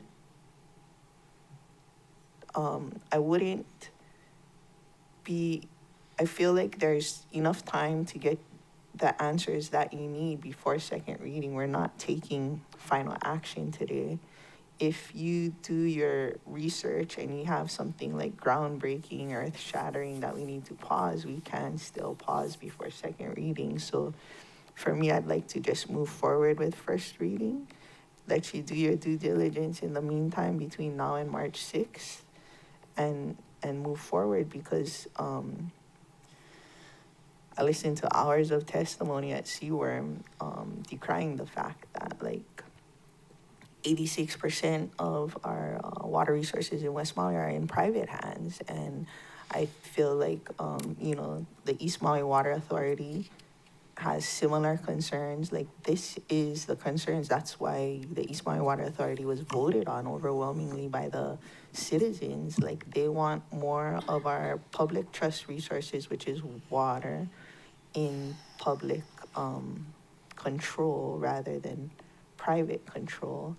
And because it's not the final decision, you still have time to do that, and it doesn't hold anything up. So I would be in support of just passing first reading and still allowing Member Sugimura to do her due diligence between now and March 6th. Oh, quite frankly, I don't have a strong opinion one way or the other. I'm just surprised, Director. Was it you that really asked for it, or was it Water Department? You were representing the Water Department on this one. Thank you, Chair. Yes, I'm representing the Water Department, and I know they've been working closely with Department of Management as well. Mm-hmm. So my concern is, yeah, we could put it on the clerk's desk, or we could just pass it on first reading. But I think the Vice Chair brings up a lot of good questions, because why didn't the Water Department tell us from the very beginning? Right, from my meeting. If they're negotiating, where and what are they negotiating? And, you know, if you're talking about, that TY company, I personally feel, and I'm not with the Water Department, I personally feel we should go north and use R1. Yeah, and they're willing to pay for it, but my understanding is that the administration wants to go the other direction. So I think they need to be more transparent with us and tell us, you know, exactly what they want this, not negotiate, and it's too late for us to give our input. You know what I'm saying? Member Cook. Thank you, Chair. If I can weigh in, and part of my contracting background, I believe they're negotiating with a wide variety of people, some people that they haven't contacted yet, but will be contacted by people now that private individuals know that the County of Maui is interested in purchasing private water systems. There are wells that might meet this criteria. When you telegraph, we're gonna buy this and this is the price, it impacts all of the other ones. So I believe that for them to have the latitude to be able to negotiate tentatively with a variety of people and have, you know, green, yellow, red, certain amount, and then come to the council with firm parameters of what they plan to do. So that's my understanding. And it's, I won't get in the weeds of the other stuff, but there's another aspect of negotiating that's a factor, but that be more executive session. Thank you. Member Hodgins. Thank you, Chair. Member Cook kind of reiterated what I remember happening too in the budget meeting. I know we're talking about Lahaina and TY, but as I also remember, we were talking about some water in Hali'imaile as well. There are in negotiations with some water in Hali'imaile. So I don't think it's only about one, which is why we got kind of a vague answer, because they are trying to spread their wings, I think, as Member Cook said. So I'm okay to pass it now, and Member Sugimura can get what she needs to get, but I don't want to hold up if we can purchase wells in Hali'imaile, because I know Lahaina has been waiting for a long time, but we've been waiting for, a couple decades now. Yeah. Thank you. Yes. Member And Rollins if this Fernandez. affects Molokai even more, so I support this. See, it does. Member Batangan. Thank you, Chair. So after hearing the debate, I think I would be supportive of passing this on first reading. My understanding from the committee meeting was that this funding allows the department an opportunity or more leverage when they negotiate because they have the funds in their accounts. I think where we're getting hung up is on what properties they're negotiating with and who they're negotiating with. And I do share that concern with some of the other members. I was a little uncomfortable with, the practice of we give them money, they negotiate, and then at the end they come in for our blessing. So may I ask if in a committee hearing we could have an update on where they're at in the negotiations and executive session so that we can keep these conversations separate. We give the department the money that they need to negotiate with stronger leverage, but that the council can have more informed decision or make more informed decisions by getting information earlier in the process. So I guess I would just say that I would be supportive of passing this on first reading, and then come second reading, barring any groundbreaking revelations from Member Sugimura's research. But also ask that we have a committee meeting to discuss which wells the administration is considering as well. Thank you, Chair. Yeah, good point. I agree with you too, Ami. And if something serious comes up, we can delay second reading, because what happens too often is, yes, the administration does need the ability and the leverage to have funding while they're negotiating, The trouble is, after they negotiate, it's pretty much a done deal, and they just want us to rubber stamp it. And we want to be part of the process, and choosing where we have to prioritize. I mean, if it's Molokai, it's Molokai. Member Rollins Fernandez. Mahalo for supporting Molokai, Chair. You totally would throw me off track. But what Member Kawano Batangan said was exactly what we were saying in better words. So I support what he just said. And if we want to, better words.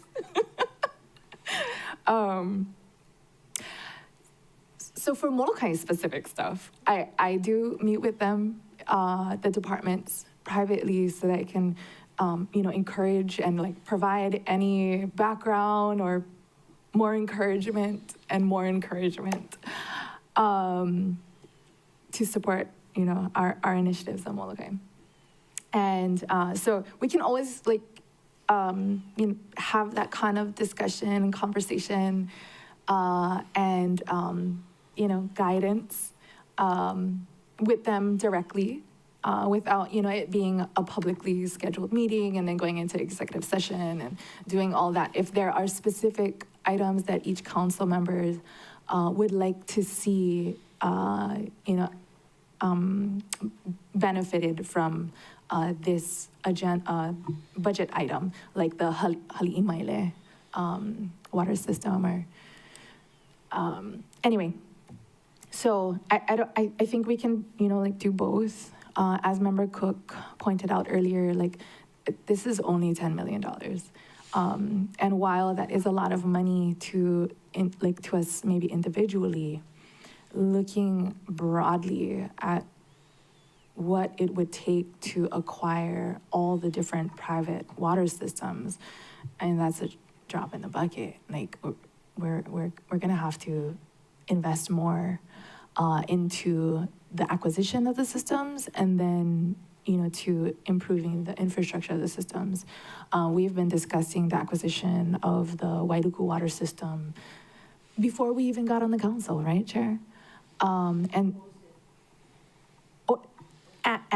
we proposed it as well, and we support it, and, we want to see that happen. And what I hear from our constituents is what Member Paulton said, is that we want the private systems in public hands, and the county represents the public's interests. And so, having that public control over our water is a high priority for our island. Having it in private hands, having scarcity of water drives up prices, drives up profits. And so having it in public hands, there's more of an interest of investing in an abundance of water so that there's more for everyone, including the ecosystems. So I think that we might be ready for a motion, and I'm happy to make this motion to adopt the recommendations in CR 26-8. The Golden Child? Vice Chair. Oh, okay. Who? Tamara Paulton? Who? Member Baton gone. Oh, okay. That's a step up from new guy. Okay, everybody, I hear you. So we recommend passage on first reading of 26-8, Committee Report 26-8 on Bill 9. Second. Okay. And we all heard the discussion. I'm gonna look further into this, and we'll get back to you. Chair, if I could just clarify, we called up both CR 26-8 and 26-9. Yeah, so I recommend passage. Yes, so the motion is to pass both items. Right. CR 26-8, 26-9. Yeah. On first reading, yeah. So I think we spoke at length about. The first one, Yeah, the first what about one. the second one? Second one, Bill 10, CD1 amends fiscal year 26 budget to recognize $3 million in general funds carryover savings and appropriate the funds for the Department of Management Information Technology Services Program. The funding will be used to fund software to assist the TAT collections, near-term software subscription, renewals, and cybersecurity contract. The Budget and Finance Committee voted 8-0 to recommend passage of this bill on first reading, and I ask for the members' support. So we got it. Okay, any further discussion? So did we have a second for, who was the second there? Member Rollins Fernandez for both items? Two times, Two times, okay. Any more discussion? If not, all those in favor of the motion, raise your hand, say aye. Aye. Okay, we have 8 ayes, 0 noes, 1 excuse, Member Johnson. Thank you, Director Milner. Thank you, Chair. So Water Department, I'm going to call you. Please, let's meet. And Thank you, Chair. Milner. Yes, Thank I you. let, I let Deputy Director Landgraf know he had to leave for an, he had to leave for an 11 o'clock, but I let him know you'd be following up. Thank you, Chair. Actually, lucky for him, because we would have ruined his day. Oh. Okay, next item. Chair, from the Disaster Recovery, International Affairs and Planning Committee is CR 2610, recommending adoption of Resolution 265, CD1, to authorize acceptance of a donation of the use for 1 year of 4 compact rapid deployable towers from ST Coms, Inc. to the Department of Fire and Public Safety. Member Paulton. Thank you, Chair. I move to adopt the recommendations in CR 26-10. Second. Okay, moved by Member Paulton, seconded by, I heard 2 of you at the same time, Vice Chair Sugimura, to adopt the Resolution 26-5 in CR 26-10. Discussion, Member Paulton. Thank you, Chair. Your committee met on January 28, 2026 to discuss Resolution 26-5. A compact rapid deployable or CRD is a miniature cell tower designed for easy transport and deployment to facilitate cellular and internet coverage through FirstNet, a communications network for emergency first responders. Section 3.56.030 Maui County Code authorizes the council to accept gifts and donations on behalf of the county. However, no precise value has been determined for the CRDs, but it is estimated to exceed the fair market value of $750. Your committee notes that the resolution contains a property use hosting agreement with terms and conditions the council has no authority over.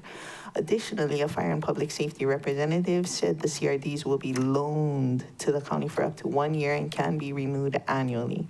Therefore, your committee replaced the resolution with a proposed CD1 version that makes explicit that the donations is for the 1 year use of the CRDs, clarifies that the purpose is to accept the donation only, not to consent to the terms and conditions of the agreement attached as Exhibit 1, and incorporates non-substantive revisions and changes.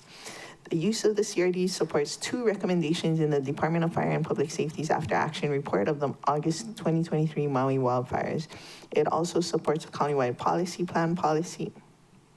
and a short-term project in Lahaina long-term recovery plan to enhance emergency communication networks.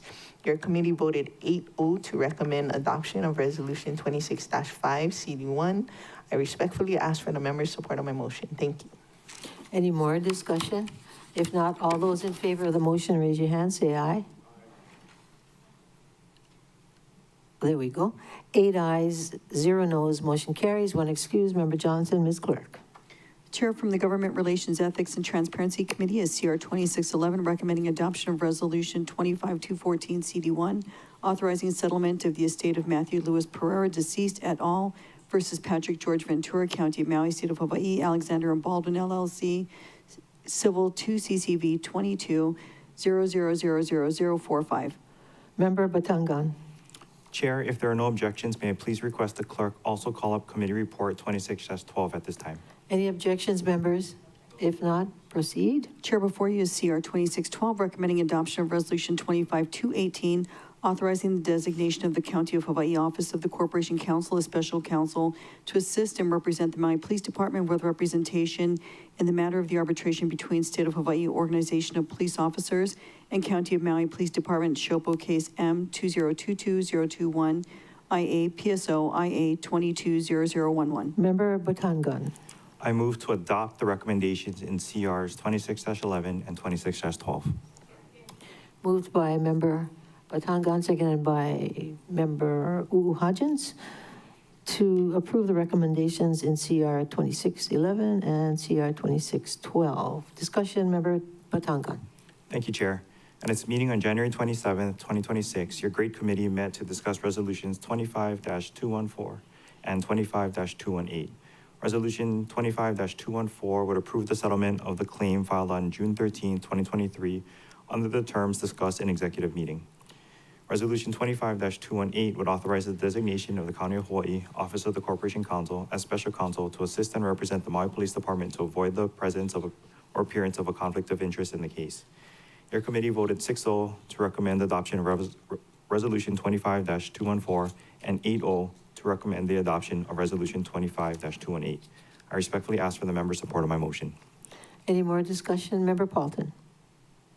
I just want to make note that I arrived late on the first item and didn't make it into the executive session when all the names are called. I'm fine to go along with the majority because I somewhat trust my colleagues if they're unanimous. So I can vote, but I just want to, for the record, say I wasn't in executive session, so I'm not sure, the details, but I can trust 6 people agreeing, I guess.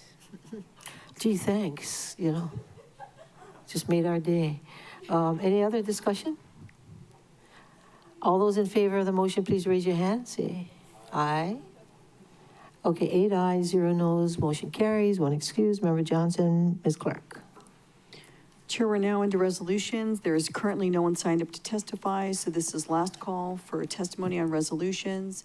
And the countdown is 3, 2, 1. Chair, there's no one indicating desire to testify. Any objections to closing public testimony and accepting written testimony on resolutions? So ordered, Ms. Clerk. Chair, before you is Resolution 2618, acting on the nominations of Wendy Hornack and James Rensberger to the Animal Control Board. Member Hodgins. Thank you, Chair. If there are no objections, may I please request that the clerk also call up resolutions 26-19 through 26-25, hold 26, pick it up again at 26-27, go until 26-31, hold 32, and pick it up again at 26-33, all the way down to 26-37, please. Second. Thank you. Okay. Moved by Member Hodgins, seconded by Member Paulton.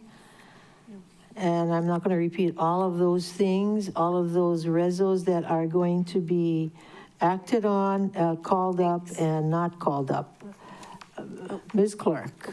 Chair, I don't think we had the motion yet. It was just the request to call them all up. Yes, So. can we call I'm them all sorry. up? So I was just Okay, asking we if had a anybody second. had an objection to We had a that. second to that. Someone very excited about that. All right. So no objection to that. If that's the case, I move to adopt resolutions, if I could say it again, I'll list it so it's easier. 2018, 2618, 2619, 2620, 2621, 2622, 2623, 2624, 2625, 2627, 2628, 2629, 2630, 2631, 2633, 2634, 2635, and 2636, and 2637. Second. Thank you. Okay. Moved by Member Hodgins, seconded by Member Paulton, to all of the items that were just stated by Member Hodgins. Discussion? Thank you. As referenced in this ASF. Oh, sorry. She has to call it up. Oh, I'm so sorry. No. Thank you. We're all just so excited to get I this over know. with. Yeah. Well, I was hoping that we could skip this part. Resolution 2619, acting on the nominations of Brian Munn Y. Tanaka and John Anson Haoli Tomoso to the Board of Ethics. Resolution 2620, acting on the nomination of Sarah Freestat Pajimola to the Civil Service Commission. Resolution 2621, acting on the nominations of Kayla Ray Kutaka and Catherine Momi Medeiros to the Commission on Children and Youth. Resolution 2622, approving the nomination of Michelle Lynn Gould to the Conservation Planning Committee. Resolution 2623, acting on the nominations of Crystal Nani Lehua Park, Heather Ruth Durham, Kingdon Paul Van Nordstrand, Corazon Bailey Cox, and Monica Rabella to the Council on Aging. Resolution 2624, acting on the nomination of Daryl Paraboro to the Fire and Public Safety Commission. Resolution 2625, acting on the nomination of William Midwood Curtis Jr. to the Housing Advisory Board for the County of Maui. Resolution 2627, acting on the nomination of David Albert Leon to the Lanai Planning Commission. Resolution 2628, acting on the nominations of Dustin Harold Pomai Kailani Kaleopu and Heather Amy Stevens to the Liquor Control Adjudication Board. Resolution 2629, acting on the nominations of Christine Kahealani Silva and Lawrence Franklin Stevens to the Liquor Control Commission. Resolution 2630, acting on the nominations of Linda Popolo and Frank Barbosa Jr. to the Maui County Commissions on Persons with Disabilities. Resolution 2631, acting on the nomination of Miriam Anuhea Kamakana o Kealoha Hokoana Arakawa to the Maui County Cultural Resources Commission. Resolution 2633, acting on the nomination of Stanford Keith Linnaeus to the Maui Redevelopment Agency. Resolution 2634, acting on the nomination of Shackley Rafato to the Police Commission. Resolution 2635, acting on the nomination of Jeremy Delos Reyes and Bria Lynn Kuio Nalani Toshiko Onodera to Public Works Commission. Resolution 2636, acting on the nomination of Monica Rabella to the county's Real Property Tax Review Board. And Resolution 2637, acting on the nomination of Kovela Atua Schultz to the Salary Commission. Member Hodgins. Thank you, Chair. As referenced in the ASF that was just distributed by the clerk, I move to amend the resolutions, all the ones that were listed that we pulled out. I'm not going to read them again. By one, placing each nominated member's name listed on Exhibit A on Exhibit B for approval, except Lawrence Franklin Stevens to the Liquor Commission. As discussed in committee, he is going to withdraw. So for that one in particular, we're going to be inserting a whereas to Resolution 26-29, referencing Lawrence Franklin Stevens' withdrawal, striking Lawrence Franklin Stevens' name from Resolution 26-29's title. We're also inserting the term start and expiration date next to each nominee's name on Exhibit B, as it's relevant to every nomination, and incorporating any non-substantive revisions. Second. Okay, it's been moved by Member Uhajan, seconded by Member Paulton, as the motion stated and discussion stated by Member Uhajan's. Further discussion? Thank you, Chair. During our great committee meeting on February 10th, we had the opportunity to meet with most and ask the applicants questions. There are a few applicants we didn't have the opportunity to meet. However, most of them are reappointments.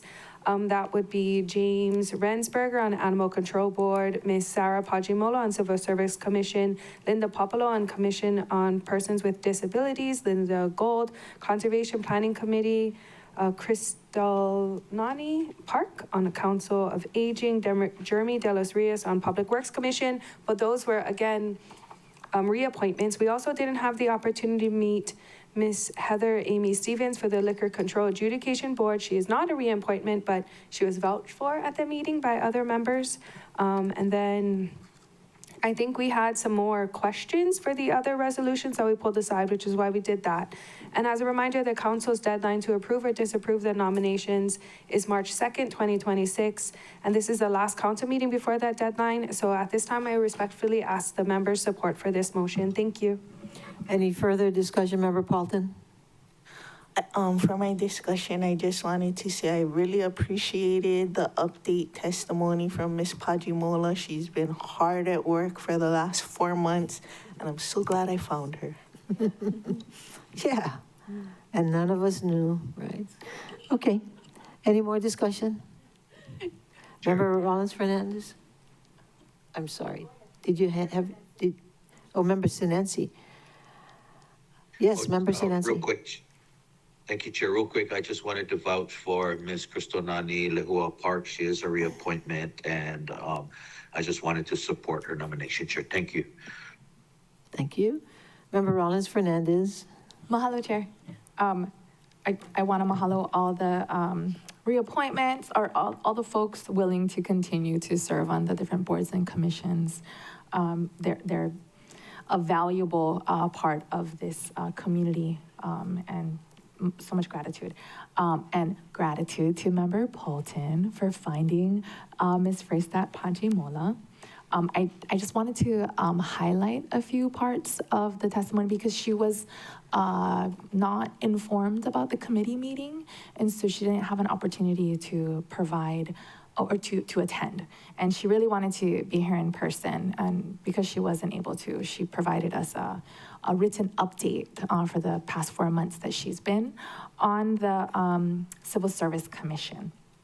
And it reads like a love letter to my process-loving heart. So in law school, we learn about the acronym is IRAC, so Issue, Rule, Analysis, and Conclusion. And there's all types of this analysis throughout the testimony that we receive. And so the highlights that I wanted to bring up is for the Civil Service Commission, fully utilizing the Commission's authority, love that, taking a more proactive role in reviewing and modernizing the rules. Her intent is to examine whether structural or rule-based barriers are contributing to the hiring delays and workforce attrition. I know you like that one. And then that she, to help operationalize our authority, proposed to commission a series of educational workshops, love. And through these workshops, it brought out some of the different current workforce and retired folks to provide additional feedback that can help to improve hiring and retention. And that there's support for a third-party consultant to review the rules and to provide recommendations, and that it seems to be more of a long-term structural review on staffing shortages. But we can also use the commission to address some of the problems now and to improve the system so that we're there. And then let's see, I think this last part, I feel deep empathy for the current county employees. Many are performing the work of multiple vacant positions while facing criticism for delays that are systemic. Burnout contributes to turnover. Turnover increases vacancies. Vacancies increase burnout. If and as Member Paulton is signaling with her hula, that it's a vicious cycle that we should stop that. Excuse me, I thought she meant wrap it up. Okay. No, They she can said have keep 2 going. meetings. She said 2 minutes. There's Kauna. It's interpretation is open to the individual. But if procedural rulemaking modernization can reduce hiring timeframes or improve clarity, it supports both recruitment and retention. So I just wanted to highlight those, and mahalo her for this important feedback and for really taking this role seriously, as I hope all the boards and commission members will do. Mahalo, Chair. Very good. Any more discussion on this? All those in favor of the motion, raise your hand, say aye. 8 ayes, where is he? Oh, there. 8 ayes, 0 noes, 1 excused. Motion carries. Member Johnson is excused. All right. Member Hodgins? Thank you. So I guess now we're on resolution 26-26. We're actually, that was the motion to amend, Chair, so we need the main motion as amended. Okay, there we go. Okay, any more discussion, members? If not, the main motion as amended. All those in favor, raise your hand. Say aye. Aye. 8 ayes, 0 noes, motion carries. 1 excused. Member Johnson. Ms. Clerk. Chair, now we're on resolution 2626, acting on the nominations of Dwight Burns, Setsuko Regina Gormley, and Chad Viella to the Independent Nomination Board. Member Hodgins. Thank you, Chair. I move to adopt resolution 26-26. Could we take a short recess, please? Sure. Recess until 11:44.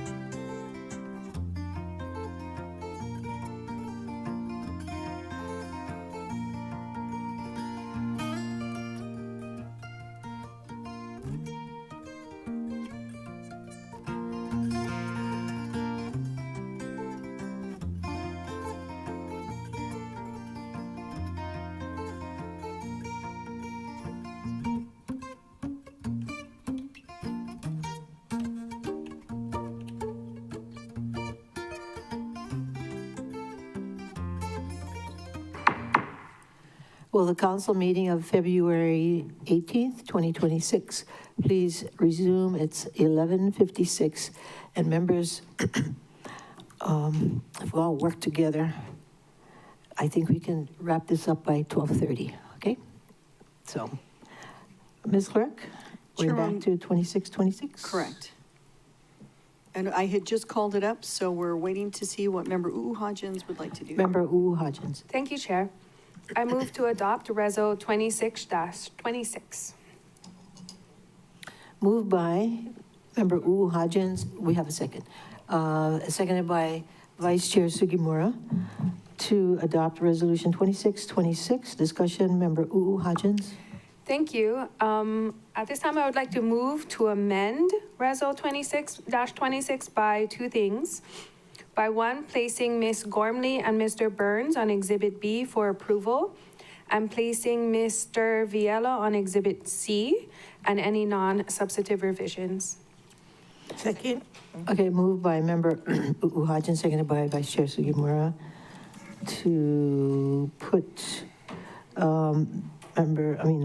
Dwight Burns and Setsuko Gormley on Exhibit B, did you say? And the third person, Chad Viella, on Exhibit C. Yes. A discussion?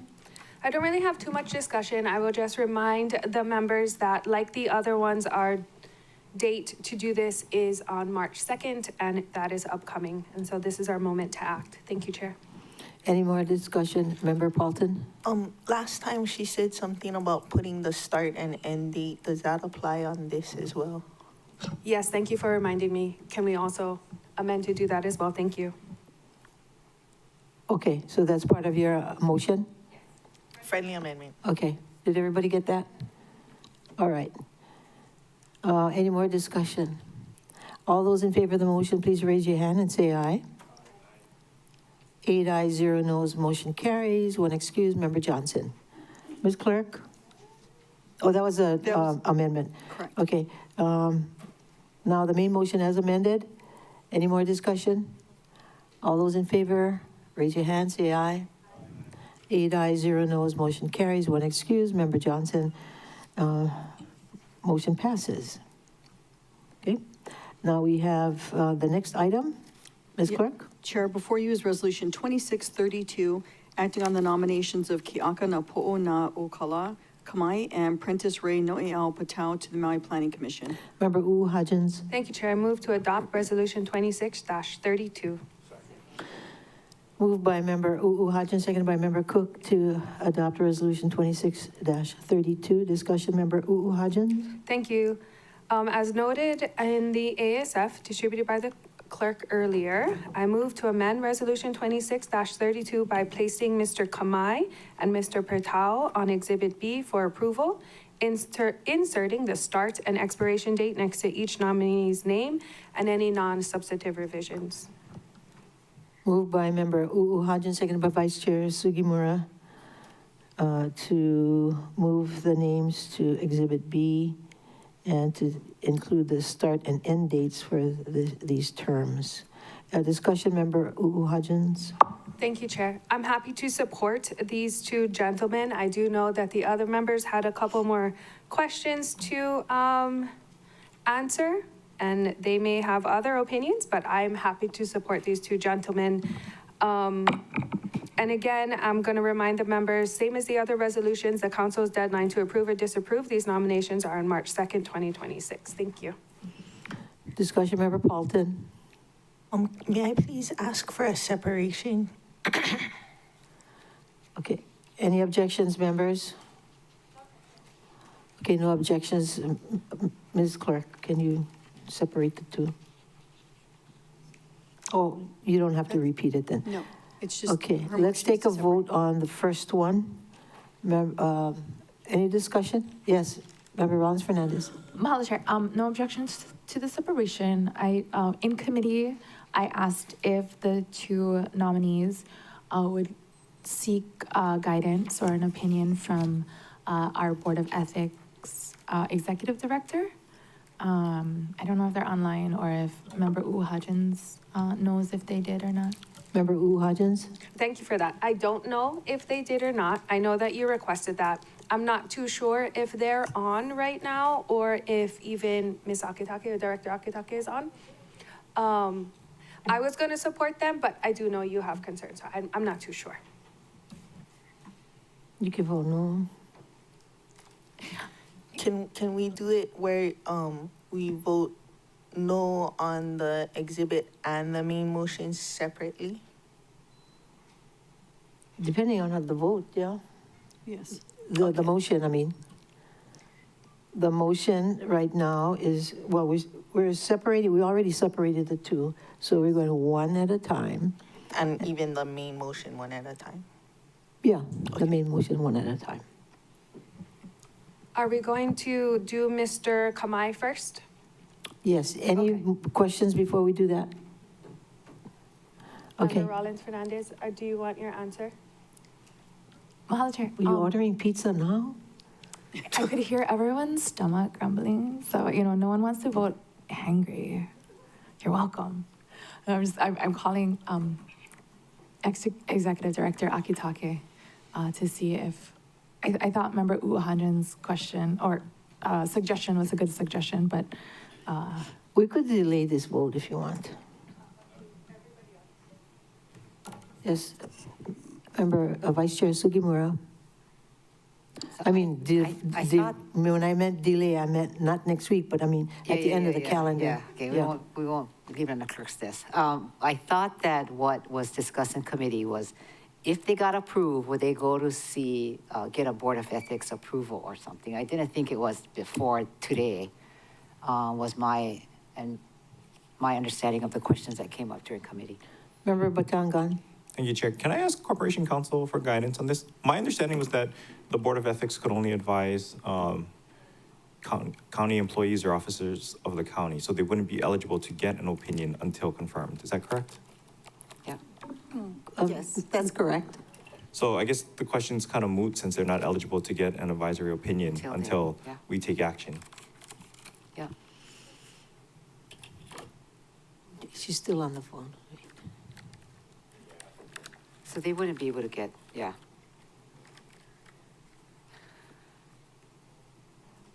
Mr. Cook. That happened with me. I wanted to know the ethics to rule on whether I could do outside work before I was elected, and they said, you're not elected, so you have to be a county employee first to be able to do it. Mm-hmm. Okay. To be a county employee or you have to be in a position where the ethics, maybe court counsel can clarify that. Yeah, so the only way they could do it is if you folks were to approve them today, then they could formally ask for an opinion as to whatever it is. I don't know what the discussion was in committee, that what the concern was.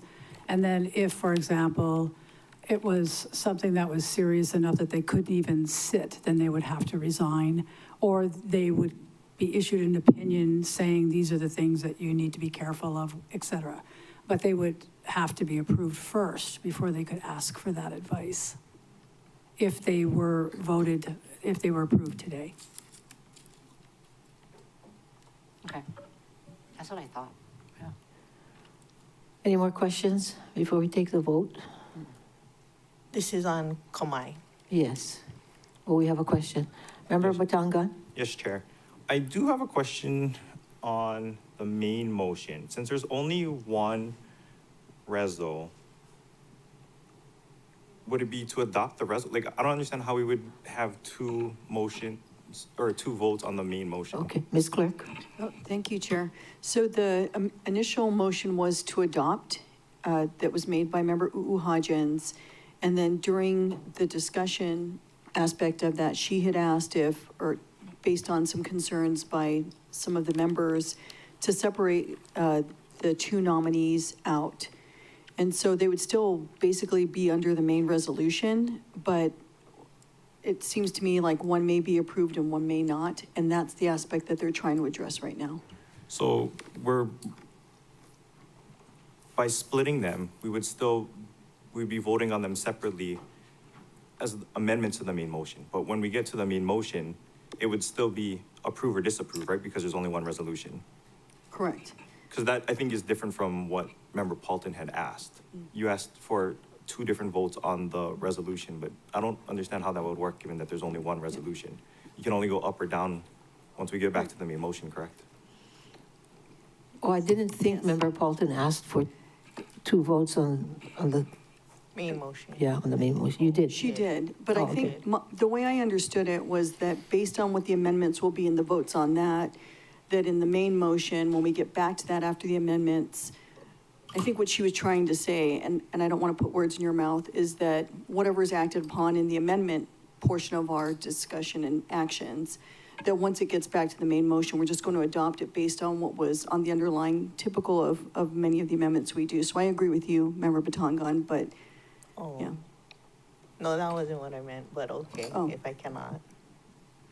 Oh, Okay, wait. We have Judge Rollins Fernandez here. Thank God we have her, you know. You're Yes. welcome. You're Yes. welcome, Chair. Okay, so Member Batangan is correct that there's one resolution. The motion that we have before us is moving the 2 names to either the Exhibit B, which approves, or Exhibit C to disapprove.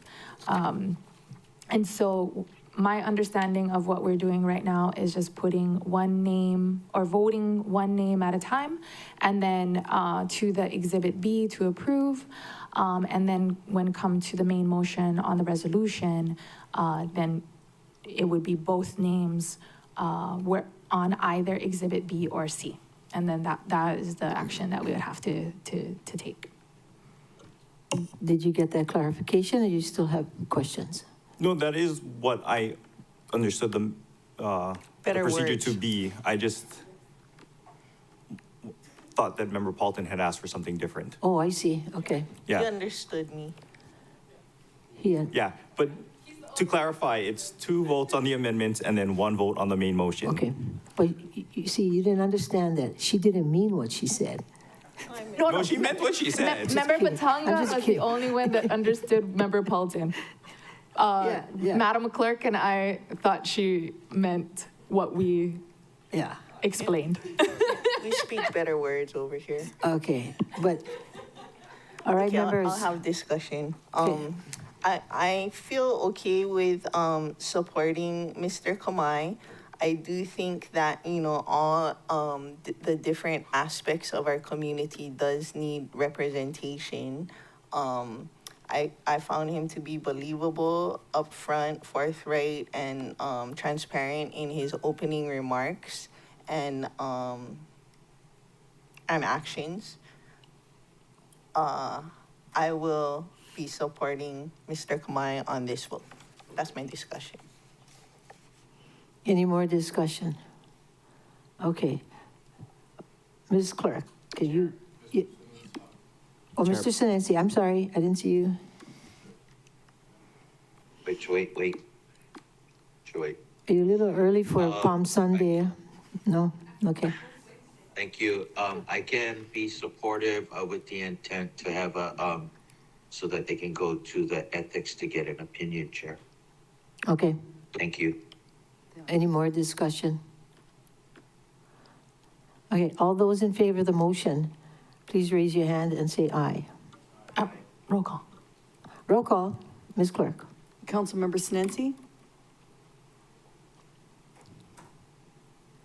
Oh, I Aye. don't see him. I think you're yeah, right. we don't see you. Okay, there he is, okay. Councilmember Uhajins? Aye. Councilmember Cook? Aye. Councilmember Rollins Fernandez? No. Councilmember Johnson? Excused? Councilmember Paulton? Aye. Vice Chair Sugimura? Aye. Councilmember Batangan? Aye. And Council Chair Lee? Aye.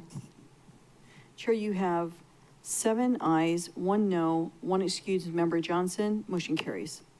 Okay, next. Chair, the next motion then would be to address placing Mr. Patel on Exhibit C. Okay. Any discussion on that motion? Or did you make that motion? No. I did not make that Okay, motion. member My motion was to Uhajins. place him on Exhibit B. Oh, Patel is on Exhibit B. I think other people may feel that way, Clerk, but I do Yes, not. and- So my motion is to place him on Exhibit B. Yeah, you already said that. Yeah. Okay, discussion.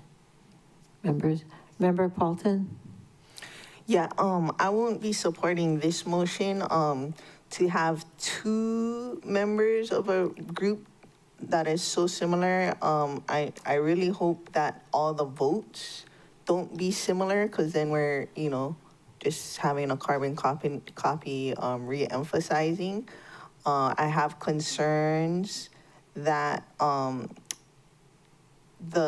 the job he does in the day-to-day and then the work on the commission won't be able to be easily separated, as we've seen in testimony. And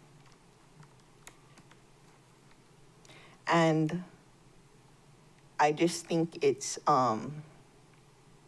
not the right decision. Thank you. So I'll be asking for a roll call as well. Any more discussion?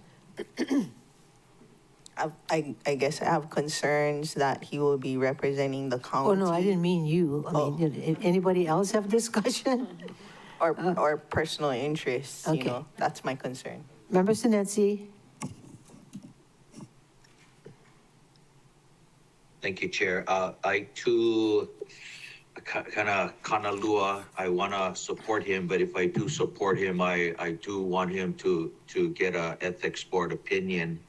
And my concerns are, nothing personal, just that in the positions that they hold in the past, we've seen some of these, whether you're in a private business or anything, or whether you're as a consultant on any of the projects that may come through the Planning Commission, the members, their votes can greatly either influence their personal stature in their business or increase that. So those are some of the concerns that I have.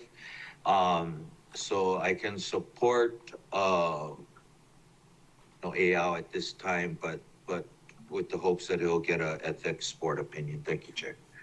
Thank you. Any more discussion? Member Rollins Fernandez? Mahalo, Chair.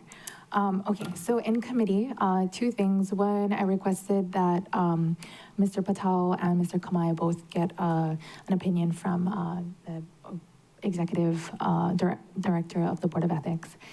And then, we don't know if that happened or if the request was initiated. And even if the opinion hadn't been, even if they would need to be approved first, to follow through on the request from committee to get to the point of just like making contact, just a FYI, I may be approved, and at such time, I would be requesting a legal opinion on a potential conflict of interest.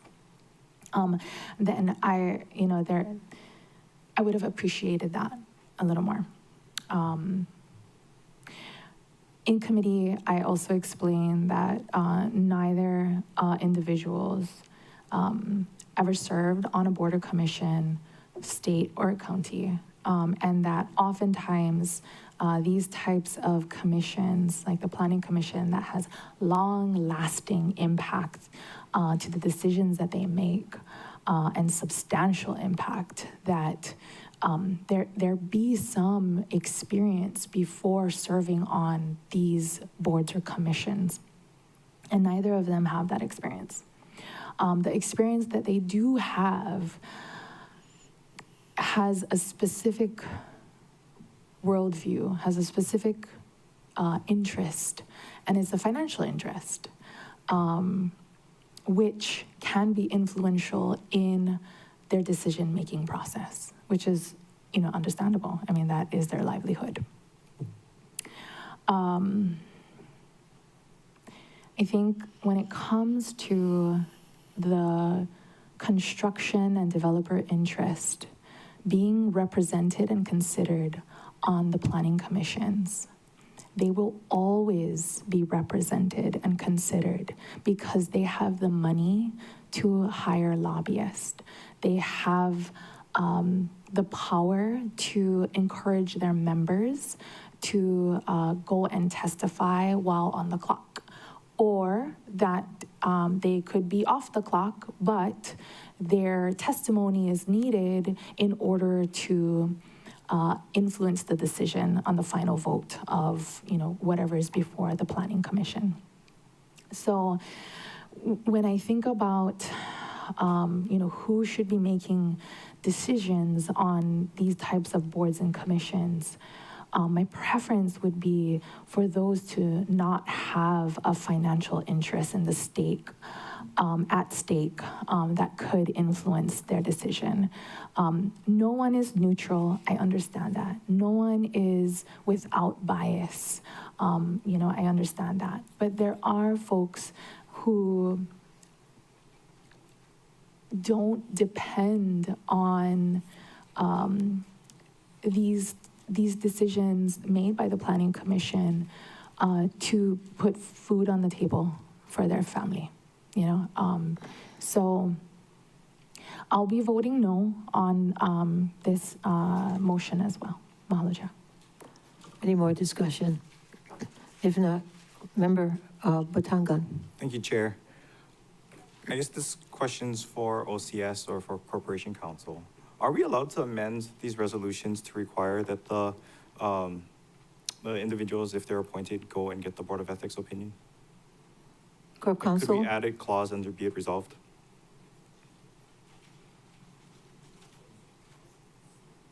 Carla? Okay. Just, anybody? Thank you, Chair. Otherwise, I'm going to call on Judge Rollins Fernandez. The answer though there, Chair. I don't think that you folks have the authority to qualify the resolution to that extent. I think though, however, that what you could do is you have put on the record your concerns, and I think that would make it clear to the candidates, that you have those concerns. But you can ask OCS if they have a different opinion, and I would defer to them. But I don't think you have the authority to do that. Thank you. Member Rollins Fernandez. Mahalo, Chair. I have a slightly different opinion, and that I understand what First Deputy Corp Counsel Desjardins explained, that the approval is conditioned on them seeking an opinion, and as we heard from Corp Counsel, that they need to first be approved and then be a county official in order to get the opinion. So because of the sequence of events that need to happen, that they need to be approved in order to seek that opinion under, charter. So the whereas clause or the be it resolved clause would be that they would be required to seek a legal opinion from the Board of Ethics. The question, though, is what would be the enforcement mechanism or the consequence of them not doing so? There is none, as I know, but it would be a question of their integrity and reputation if that doesn't happen. And social pressure still carries weight in Maui County. And so I think they would do it. And so, for the public, that might help to, address that concern, even if it's not legally enforceable. Mahalo, Chair. Okay, I do remember at the meeting, they volunteered to go and get an opinion. Oh, thank you, Chair. They did. Okay. Yeah, Member Cook and then Member Paulton. Thank you, Chair.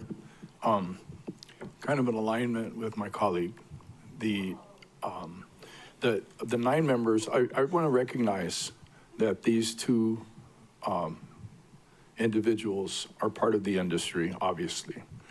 And they will, the Board of Ethics, they will have a hearing with the Board of Ethics.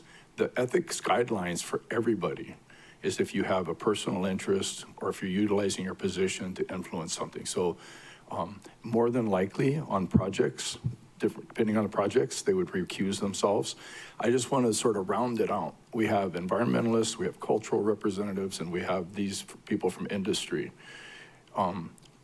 Very seldom, and it's awkward to basically have an ethics call on someone who is making a decision environmentally or culturally or whatever, they don't have a financial interest in it, but they might, they have strong feelings. So I'm just sharing that of the 9 members, there is diversity.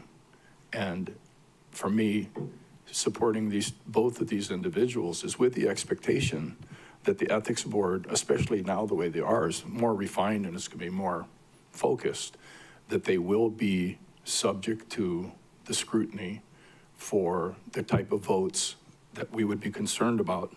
So I do support the members. I do recognize the concern. I'm going to put a lot of faith in the new Board of Ethics and recognizing that it looks like a conflict, but it's not a conflict until it is, if that makes sense. Thank you. Then I think I saw Member Paulton's hand. Yeah, I just had a clarification question. Like, if anybody gets a complaint to the Board of Ethics, then it's not optional, right? So, I mean, there is that recourse. You don't have to, like, condition it. But if they do not go and get an advisory opinion and anybody from the public makes a complaint, then they must, right? So, I mean, it's not that there isn't any recourse. There is a recourse. I guess that would be a lawyer question. Although I Yes, appreciate Member Cook's weighing in. Yeah, so if there's a complaint made to the Board of Ethics, then it goes through their administrative process. Either the executive director would vet it and determine whether it needs to go to the full board or not. But it seems to me, and I agree with Member Rollins Fernandez, I mean, you can encourage it, and it sounds like you already had this discussion with them in committee, that it sounded like they agreed that they would seek some guidance from the Board of Ethics once they had that available to them. They just don't have it available to them right now to take advantage of. So that's probably about as far as you can go with this, with them not being, members of or qualifying under the definition of who can go to the Board of Ethics and ask for an opinion. So with the executive director, what you're seeing is the executive director would vet the complaint, and if the executive director deems it rises to that level, then it would go to the Board of Ethics. Yeah, my understanding of the current methodologies that she can take action on her own and to give opinions, or she can refer it to the board. But don't quote me on that because I haven't read the new rules, I have to say. But that's my understanding, because she's been able to get through these advisory opinions pretty quickly. Thank you for that clarification, because it is a recent change to the process. Thank you. You have a follow-up question, Member Batangan? Thank you, Chair. Thank you, members. I apologize for opening this can of worms. I did not realize that the 2 nominees had volunteered to seek opinions in committee, and that's sufficient for me, so I will be supporting the nominees. Well, we forgive you because you're the new guy. Thank you. But that was a great discussion. Yeah, So good. That was a mahalo good for that. discussion. Member Sinensi, Thank you, Chair. I'll probably will not support this nominee.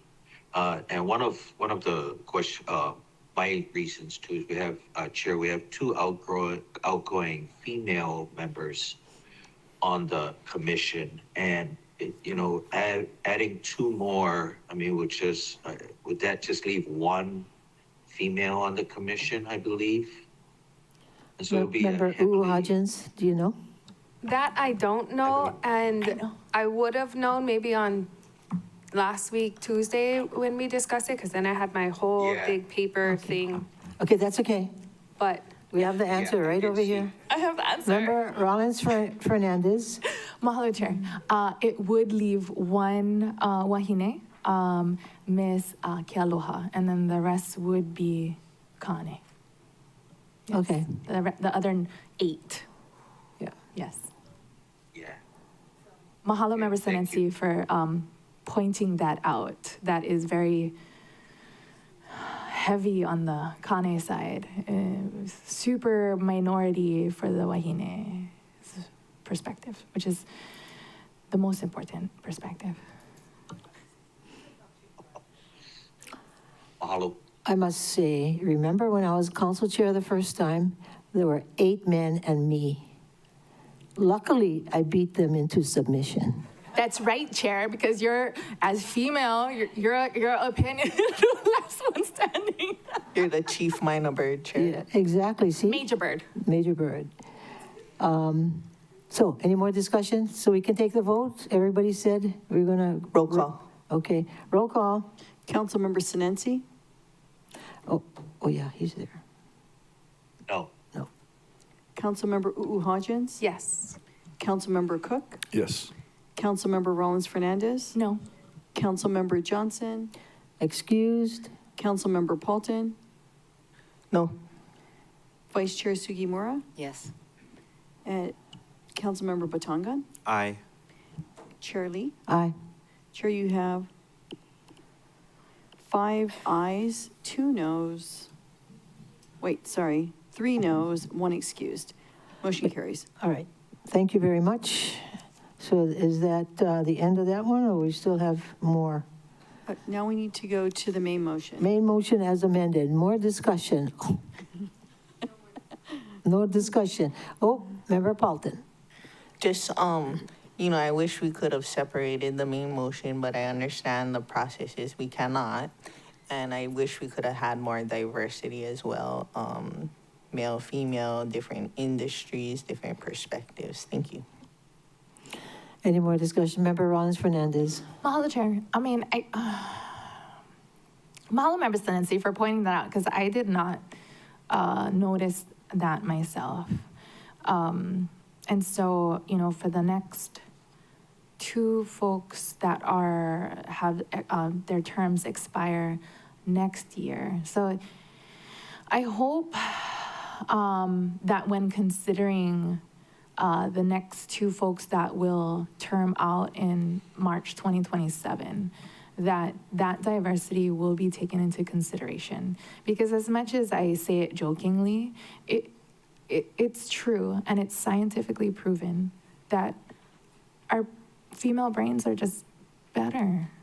I'm just kidding. That it's important to be included because the perspectives are different and it makes for better deliberations and accounts for things that, Kane don't always think about. As you know, as the sole female council member when you were back then. Yeah. Yeah. Mahalo, Chair. Right after the Civil War. Okay, any more discussion? Roll call. Councilmember Sinensi? This is on Member the main Sinensi. motion. I with reservations. Councilmember Hodgins? Aye. Councilmember Cook? Aye. Councilmember Rollins Fernandez? No. Councilmember Johnson? Excused. Councilmember Paulton?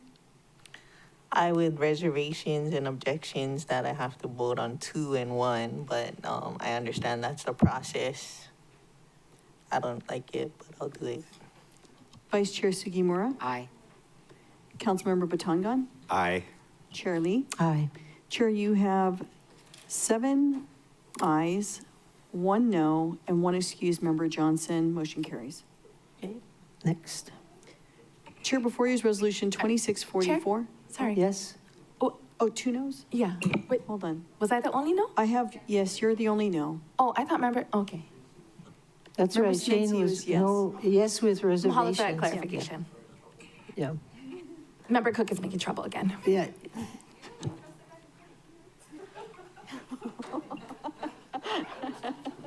Do you know when I was the chair and I had 8 other people? Back before the Civil War? Oh, after the Exactly, Civil War. yeah. Yeah, Abe Lincoln and I were classmates. Okay, so Sorry. 2 people kept fighting all the time, and I made them move. So if you guys keep it up, I'm gonna have to change you far away, okay? All right. Next item. Chair, before you is Resolution 2644, authorizing a grant of lease of county road property to Nahale Kupuna Lessee, 3740 Lower Honopi Ilani Road, Unit B 202, Lahaina, Hawaii. Vice Chair Sugimura. No objections. May I please ask the clerk to call resolutions 2645, 46, and 47? Ms. Clerk. Chair, before you are. Any objections, members? No objections, but Chair, I'll be stepping out and I'll be joining remotely. Okay, all right. Have a safe flight. Chair, before you are the following resolutions. 2645, authorizing a one-year extension to a grant of lease of county road property to Nahale Kupuna Lessee, 3750 Lower Honopi'ilani Road, Unit 304, Lahaina, Hawaii. Resolution 2646, authorizing a one-year extension to a grant of lease of county road property to a Nahale Kupuna Lessee, 1129 Lower Main Street, Unit 303, Wailuku, Hawaii. And Resolution 2647, authorizing a one-year extension to grant of lease of county road property to a Nahale Kupuna Lessee, 3740 Lower Honopi'ilani Road, Unit C206, Lahaina, Hawaii. Vice Chair Sugimura. I move to adopt resolutions. Did I do that already? Oh, No. okay. I move to adopt resolutions 2644, 45, 46, and 47. Second. Moved by Vice Chair Sugimura, seconded by Member Paulton, to adopt resolutions 2644, 45, 46, and 47. Discussion, Vice Chair Sugimura. I'll read fast. Resolutions 2644, 45, 46, 47 authorizes one-year lease extensions for tenants in county-owned properties in the Nahale Kupuna program. At the last BFED committee meeting, we recommended the council pass Bill 116 on first reading, which would no longer require the council to approve these kinds of leases moving forward. For now, approval of these leases is needed so the lessee can remain in their units. I respectfully ask for the members' support. Any more discussion? Member Paulton. Thank you. I'm thankful for the bill that we passed in Member Sugimura's other committee so that we don't have to like hurry up for the leases and get the deadlines and like that, and it can be handled more efficiently. Thank you. Oh, one last thing. Yes, Member Vice Chair I Sugimura. want to thank Member Paulton for bringing this to our attention because there was a problem of these leases either expired or were going to expire and that action needed to be taken quickly. So thank you, Member Paulton. Yeah, I understand. This is after the fact Yeah. approvals. We did it, yeah, second time. Okay. Any more discussion? If not, all those in favor of the motion, please raise your hand, say aye. Aye. Okay, we have 6 ayes, 2 excused, and Seven. Oh, 7 ayes. 7 ayes. eight ayes, one Well, we excuse. don't see her. Oh, she's online. I see Oh, her. she's online? Yep. Okay. 8 ayes. 8 ayes. Okay, I see you now. 8 ayes, 1 excused, motion carries. Ms. Clerk. Chair, we're now moving into ordinances. There is currently no one signed up to testify, but I see Mr. Law making his way to the podium. Aloha, Abinala. Na Kanawai Kuuloko ordinances. Thank you for that. Council Services for the Olelo Hawaiian agenda. Ka helu helu alua a hope ia ana. Second and final reading of Pila Helu 26. I won't attempt to read all that in Olelo Hawaiian because I see the time, Chair Lee. So I was just testifying. I spoke at this before on first reading, and I think also at the committee about that I approve of helping out the Office of Oiwi Resources. And I want to share with y'all, I spoke before about trying to get them to I wanted to be in between them and the state, and we all join hands and try to work together on helping Maui County and helping citizens like me who would like to pay taxes to the county and the state, but I'm having a problem with like I said before, the government, as Councilmember Paulton always says, is well, this is not her words, but she explains how the illegal overthrow of the Hawaiian Kingdom and all this such. So I got to go with what I got, or else get in my own lifeboat out there in the middle of the ocean. So I'm going with the state and Governor Green, but the tax office threatened to call the sheriff's on me for asking for an Olelo Hawaiian translation of the application for BB1, which is the state tax ID number so that I could pay the United States in United States dollars. But so when I went to the Office of OEV Resources I wrote a letter to the Sheriff's Department, and I went and asked them for copies, and asked for 2 copies, and I won't say, I don't even know the girl's name, but she said that she'll only give me 1 copy. So I felt like a little bit of like they didn't really want to help with trying to get involved with state affairs, which was kind of crazy because then I'm stuck out here in the middle. So yeah, if we could get some extra money to help with the translations of the state documents, I would then I wouldn't mind so much signing that and then trying to get a business of my own started, like Mr. Cook always tells me to do. Get a job. Questions? If not, thank you. Next. Chair, there's no one else signed up to testify, so this is last call. Anyone who'd like to testify in ordinances, this is your opportunity. The countdown is 3, 2, 1. Chair, there's no one indicating desire to testify. Any objections to accepting closing oral testimony, accepting written testimony into the record on ordinances? No objections to order, Ms. Clerk. Chair, for referral to the Housing and Land Use Committee is Bill 28, 2026, a bill for an ordinance granting approval to Andrea M. Caio as trustee. Oh, I'm sorry, go ahead. Of the Andrea M. Caio Trust dated October 15, 2023, and as trustee of the Glavin K. Caio Trust dated December 8, 2023, to create additional lots under subsection 19.30A.040F Maui County Code on property in the agricultural district at 201 He'ahea Place, Wailuku, Hawaii, tax map key 232008067. Any objections to referring this matter to the HLU committee? So ordered, Ms. Clerk. Chair, before you is Bill 29, 2026, a bill for an ordinance amending the fiscal year 2026 budget Department of Management Office of Recovery Program, adding conditional language for Native Hawaiian Education Association, NHEA, for the Ke'olaho Community Resiliency Center in the amount of $390,000, and Imua Family Services for Imua Discovery Garden in the amount of $758,973. Vice Chair Sugimura. No objections made. Please request the clerk also call Bill 31, 32, 34, 36. Any objections, members? Yes, Chair. Yes, Member Batangan. Yes, I'd like to take this up individually. Okay. Let's take it up individually. Vice Chair Sugimura. So let's see, Bill 29 then. I guess I'm saying ask this to move individually. Can we just take up the one that you may have objections? I guess it depends on what you're planning to do with the other items, but I would like to refer this one to committee. Okay, Bill 29. Yes. To my committee. No objections.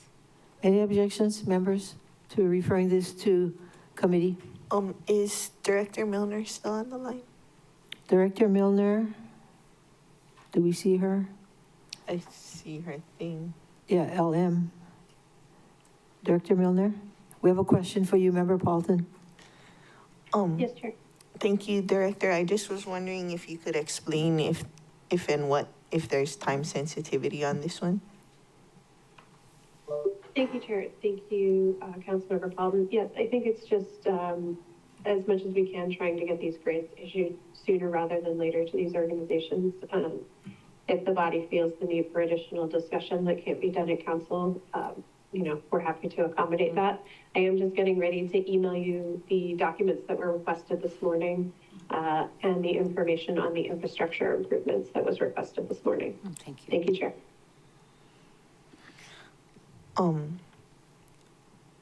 Member Batangan, do you have a issue with passing first reading and taking it up in Member Sugimura's committee and same kind of thing, or you want to refer it to committee? Refer. Right. My preference would be to refer, but if Member Sugimura is willing to take it up, hold a hearing prior to second reading, I'd be okay with that. So I just want to put on the record that I'm in full support of Ke'olaho. That's a project that I had worked on when I was in recovery and want to make sure that can move forward. But In the recovery, Lahaina recovery program. Yeah. Correct. Sorry. We don't want to give the wrong impression. I don't even know what I had just said. That while you were in recovery. Oh. Yeah, it's been a long day, Chair. The baby's teething. But my office has had people reach out with concerns about the Imua Family Services Discovery Garden. And so I just wanted to give them an opportunity to share those concerns with the body before we take final action. So, I would be comfortable passing this on first reading now, but I would object to second reading if we don't give them the opportunity to come forth before then. Out of further clarification, is it possible to separate out the one that he has concern with and the one he doesn't have concern with, or is that not a possibility? Oh, no, okay. And then I guess the question is, Member Sugimura, do you have time before second reading? Can you give me some time to check with my committee, because we're pretty much establishing my agenda. Well, we can take it up in another committee. Who has time? I mean, Since it I has will- something to do with infrastructure, WAI. You know what, I'll take it up, I'll take it up. You'll take it up? Yeah, I'll take it up. Okay. Well, your boss is right behind you. My boss is right behind me. Yep. Okay. Oh, the agenda. Do we have time in the agenda? We have.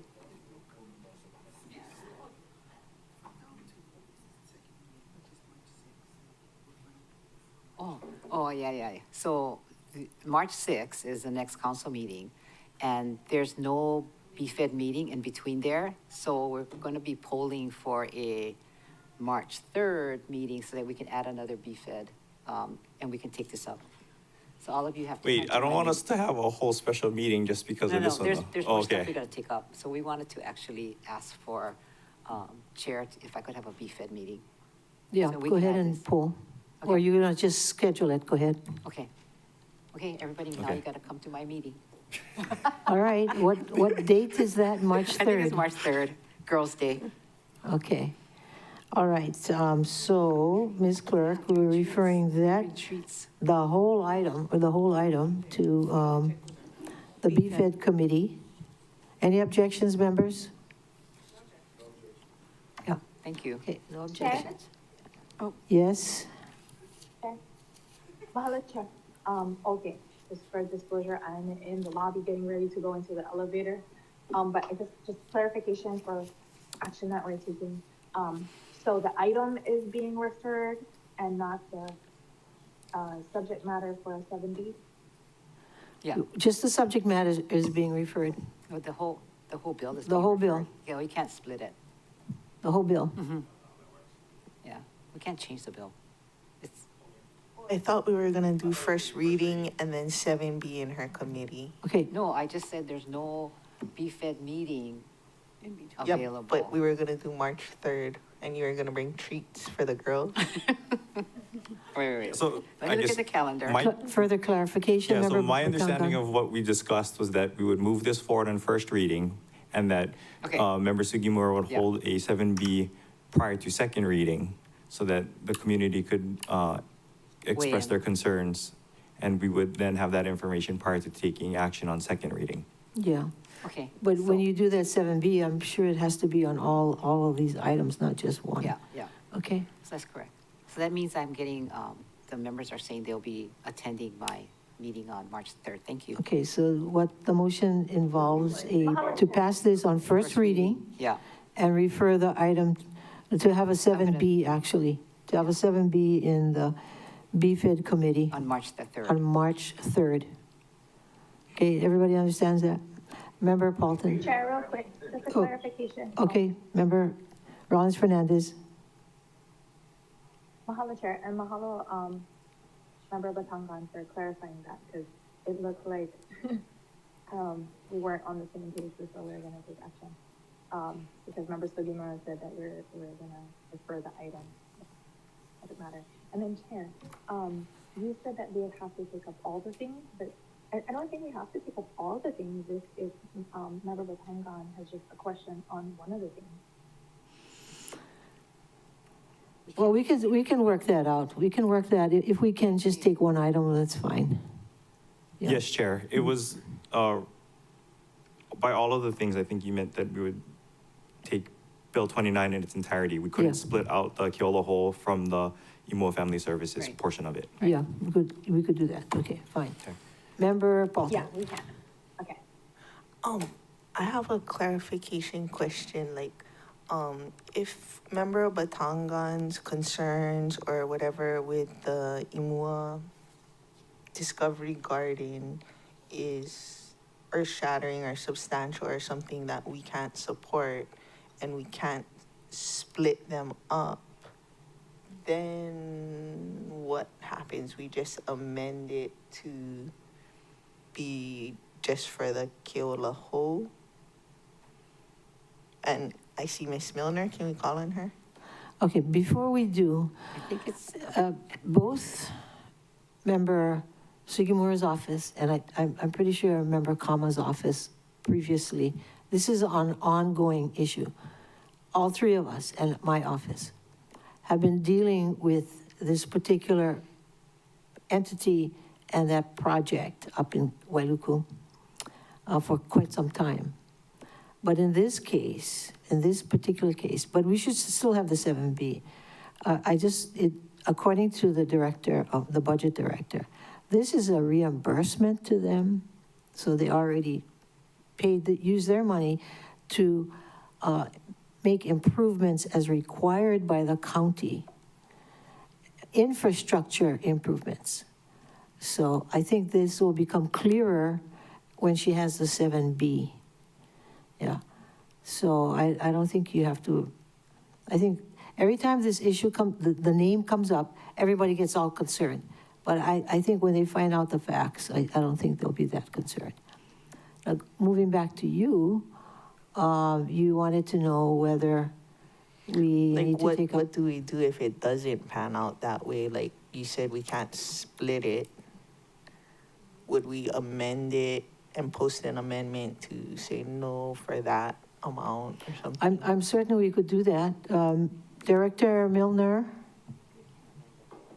Thank you, Chair. Thank you, Councilmember Pelton. I think if OCS and the clerk agree, my recommendation would be that if there are issues raised at the March 3rd meeting where the council feels they cannot move forward with the amendment for IMUA, we would submit a recommended amendment from the administration removing IMUA from the amendment that you could substitute at second reading, if that's agreeable to the legislative folks on your side. Thank you, Chair. Member Batangan? Thank you, Chair. I guess I have a question for process, because my understanding was that budget amendments had to be an up or down vote, that we couldn't amend in that matter. So can I get clarification from the budget director on how she proposes to? We cannot amend. Oh, so the administration Yeah. can send an amendment to their own amendment. Right. It's not, it doesn't have to be a new separate bill. Right. Thank you, Chair. Okay. Any more guess, questions? It wouldn't be posted in time. Is the next council meeting March 6th? Yes. So posting in advance, they wouldn't post it in time. How much time do we have? Ms. Clerk, how much time I don't have a calendar in front of me.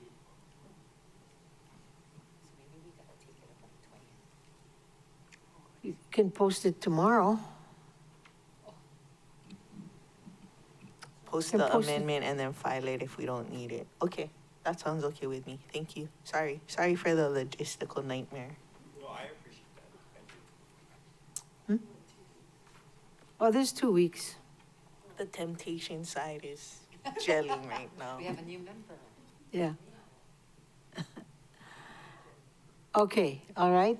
So we got all of that clear. So Vice Chair Sugimura, you're gonna take care of the posting and all that, right? And all the legal requirements. All right. Were we in the middle of taking a vote? Yeah, Chair, Member Sugimura was asking to call up bills 29, 31, 32, 34, 35, and 36. and pass them for first reading, but then there was an issue over Bill 29, which I think has been resolved. Yeah. So now I haven't called up anything other than Bill 29. So we just took care of Bill 29 that we're gonna, We haven't voted on Bill 29 yet. okay, Yep, and so And- I don't know if it'd be more efficient to just call up 31, 32, 34, 35, and 36, if the intention is to. Please wait. do. I think we clarified Not 35, because I think we have to file it. 31, 32, 34, and 36. Correct. okay, did you get that?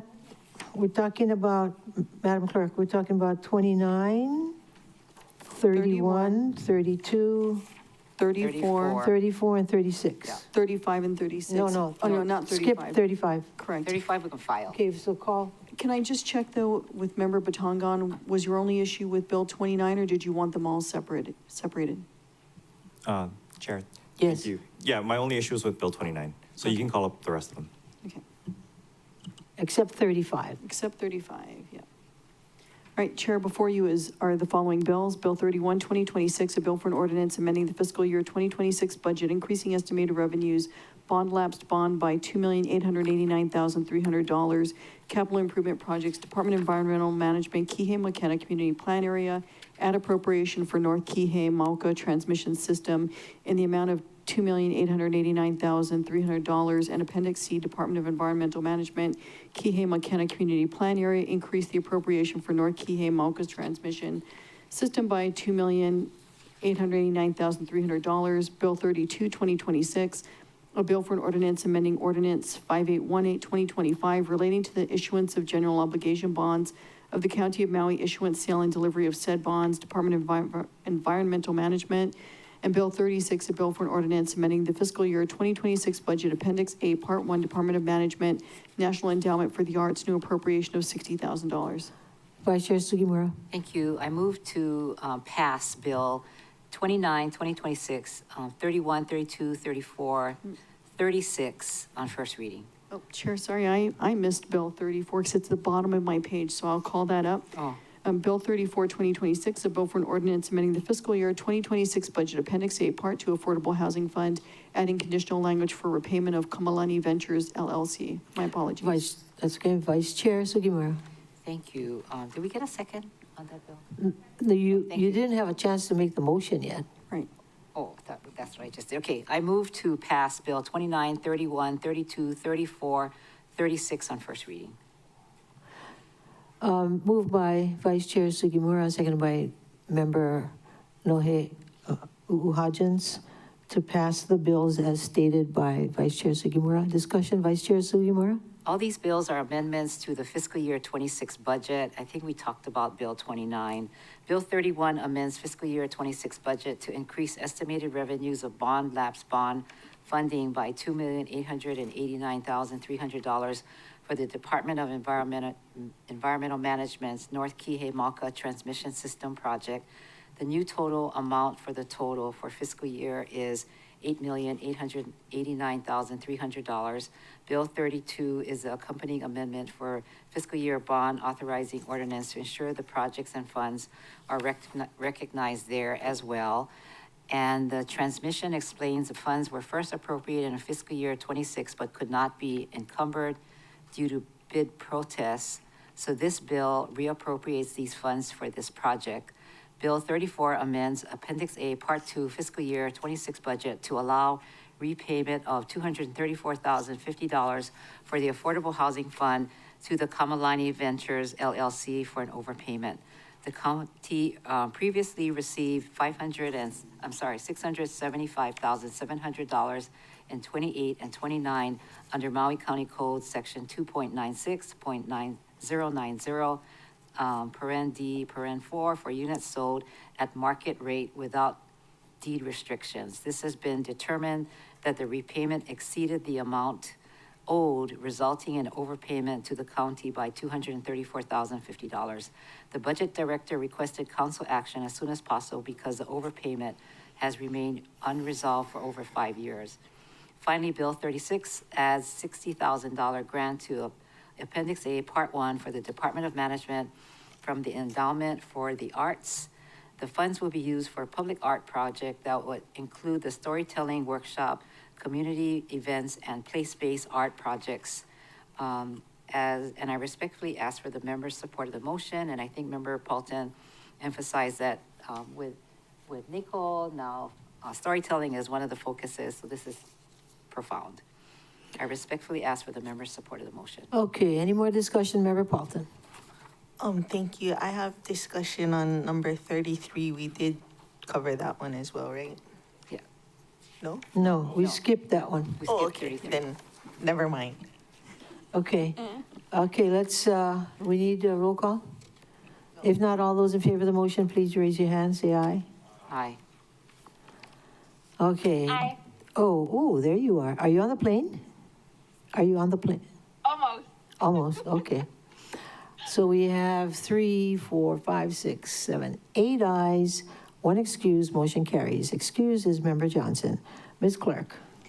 Chair for referral to the Budget, Finance, and Economic Development Committee is Bill 30, 2026, a bill for an ordinance amending the fiscal year 2026 budget, increased estimated revenues, carryover savings general fund by $3.5 million, Department of Finance, countywide costs, increased appropriation for transfer to the general excise tax fund by $3.5 million. Appendix A, Part 2, general excise tax fund, increase the appropriation for Central Maui Regional Wastewater Reclamation Facility in Waikapu by $3.5 million. And Appendix C, Department of Environmental Management, Wailuku Kahului Community Plan Area, increase the appropriation for Central Maui Regional WWRF Waikapu by $3.5 million.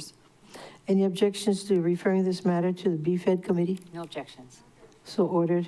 Next. Chair, before you is Bill 33, 2026, a bill for an ordinance amending the fiscal year 2026 budget, Appendix B, Department of Finance, Bikeway Fund, bicycle licenses, low-speed electric bicycle registration. Member Paulton. I move to pass Bill 33 on first reading. Second. Moved by Member Paulton, seconded by Vice Chair Sugimura to pass Bill 33 on, what is that, second reading? First reading, sorry. First reading. A discussion, Member Paulton. Thank you, Chair. After DRIP's electric bicycle safety discussion, a follow-up letter was sent to the Department of Finance after staff noticed that this fee was inadvertently omitted from Appendix B. The fee was established by the state under Act 208 Session Laws of Hawaii 2019. And I respectfully ask for the members' support of this motion. Thank you. Any more discussion? If not, all those in favor of the motion, please raise your hand, say aye. Aye. Oh, Kiani left. Yeah, okay, so, Aye. 8 ayes, 0 noes, 1 excuse, motion carries. Excuse is Member Johnson. Okay, next, Ms. Clerk. Chair, we're now an ordinance for second and final reading. Before you is Bill 176, CD1, 2025, a bill for an ordinance authorizing the mayor to enter into an intergovernmental agreement with the State Department of Land and Natural Resources. Oh, wait. Oh, I'm sorry. I missed Bill 35 in first reading. My apologies. Bill 35, 2026, a bill for an ordinance amending the fiscal year 2026 budget, increasing carryover savings general fund by $550,000. Department of Parks and Recreation Parks Program, increase appropriation for Category B, operations and equipment by $550,000. Appendix C, Department of Parks and Recreation, Wailuku Kahului Community Plan Area, update the appropriation for War Memorial Gym building improvements. Vice Chair Sugimura. I move to file Bill 35. Second. Moved by Vice Chair Sugimura, seconded by Member Paulton I need a second. to file Bill 35, 2026. Discussion, Vice Chair Sugimura. I think we heard the budget director agree to this, but we wanted this bill separated, or to file it and for them to come back with a clean bill. Okay. Thanks. Any more discussion on this? If not, all those in favor of the motion, please raise your hand, say aye. Aye. Aye. 8 ayes, member, Vice Chair Sugimura, did you raise your hand? Yes, Okay. yes, yes. 8 ayes, 0 noes, motion carries, 1 excuse. Member Johnson, Ms. Clerk. Back to ordinances for second and final reading. Bill 176, CD1, 2025, a bill for an ordinance authorizing the mayor to enter into an intergovernmental agreement with the State Department of Land and Natural Resources on Pi'iholo, Olinda, and Alaluana roads. Member Cook. Chair, I move to pass Bill 176, CD1, 2025 on second and final reading. Second. Moved by Member Cook, seconded by Member Hodgins to pass Bill 176, CD1, 2025 on second and final reading. Discussion, Member Cook. Thank you, Chair. Bill 176 authorizes the mayor to enter into an intergovernmental agreement with the State of Hawaii, Department of Land and Natural Resources, to clarify the state and county's respective responsibilities for Pihola-Olinda and Alaluana roads near Waiho Spring Forest Reserve for an initial term of 10 years. The agreement ensures continued public access and roadway maintenance by clarifying DLNR will manage forestry and vegetation within the forest reserve, while the county will be responsible for roadway surface maintenance, paving, and related safety features. I respectfully ask the members' support of my motion. Any more discussion? Vice Chair Sugimura. I want to thank DLNR for plugging this away along with Director Molina. This has been an ongoing problem. When I did infrastructure many years ago, that this was always a concern for the residents, and the trees were uplifting the streets and whatever. And Lance De Silva and I met, and he said, and I said, I hope he doesn't retire. He goes, before I retire, I got to get this done. So thank you very much, Member Cook, for working on this with DLNR and Lance De Silva, and especially Director Molina. Any more discussion? If not, all those in favor, please raise your hand, say aye. Aye.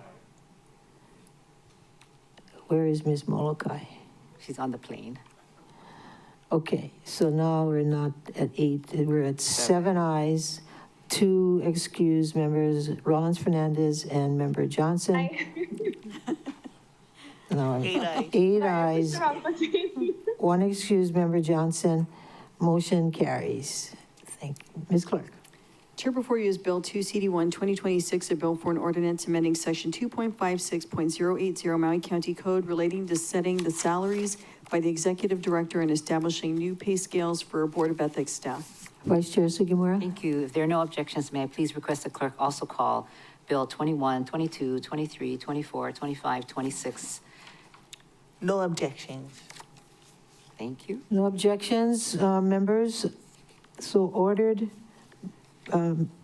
Ms. Clerk. Chair, before you is Bill 21, 2026, a bill for an ordinance amending the fiscal year 2026 budget, increasing estimated revenues, carryover savings, general fund by $180,000, capital improvement projects, Department of the Prosecuting Attorney, Wailuku Kaului Community Plan Area, government facilities, increase appropriation for 24 North Church Street building renovations by $180,000, and Appendix C, Department of the Prosecuting Attorney, Wailuku Kaului Community Plan Area Update Project Description and increase appropriation for 24 North Church Street building renovations by $180,000.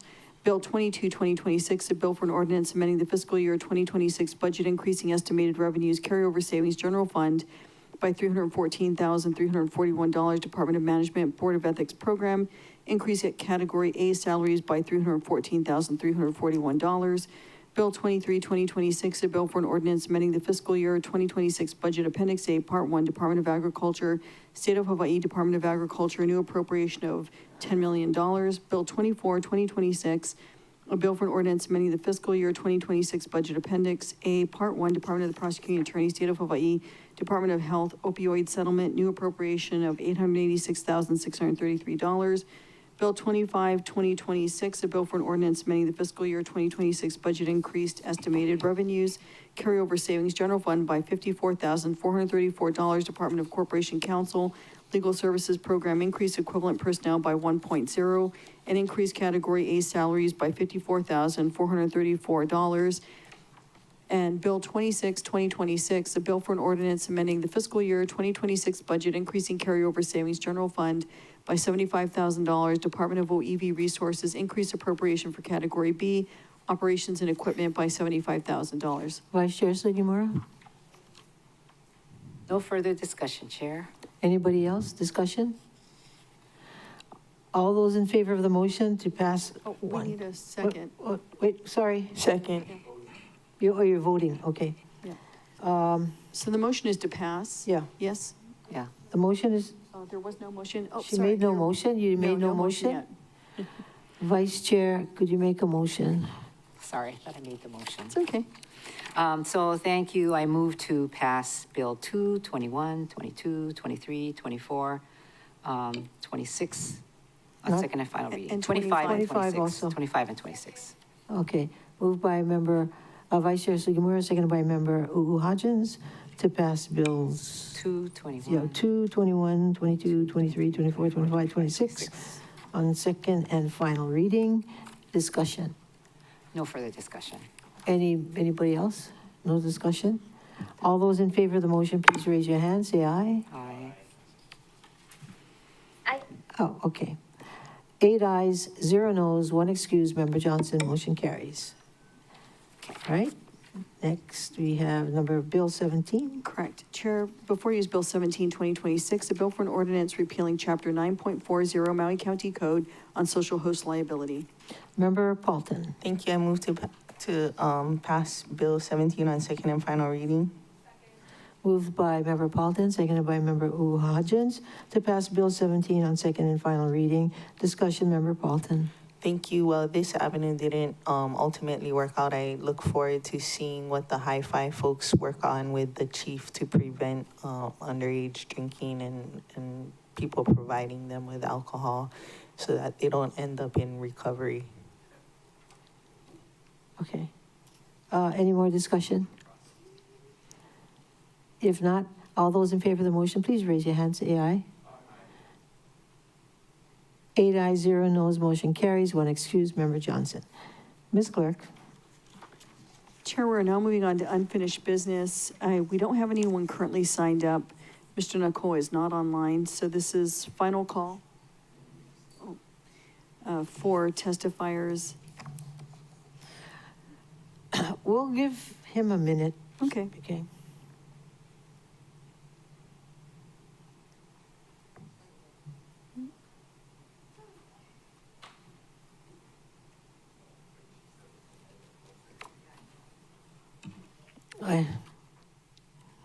Well, it's just because some members just have to talk a lot.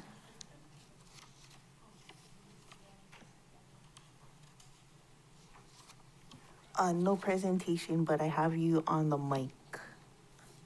Okay, I'm gonna talk. We're not gonna talk now. I'm gonna go to the website.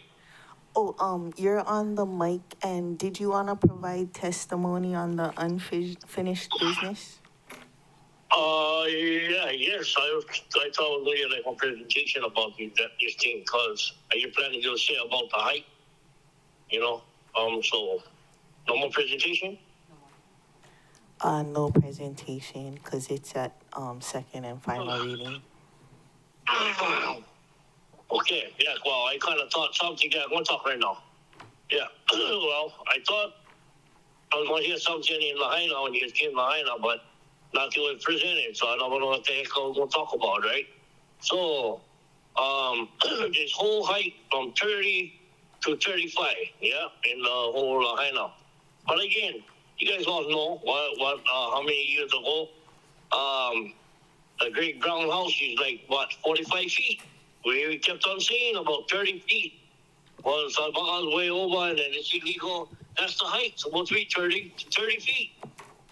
Okay, and we've been trying to press on this how long, and this is in my community. We still gotta see the damn thing every day. I mean, everybody sickening. I just had a celebration of life down there, and it was sickening to see that building. Yeah, and then now I'm hearing things again.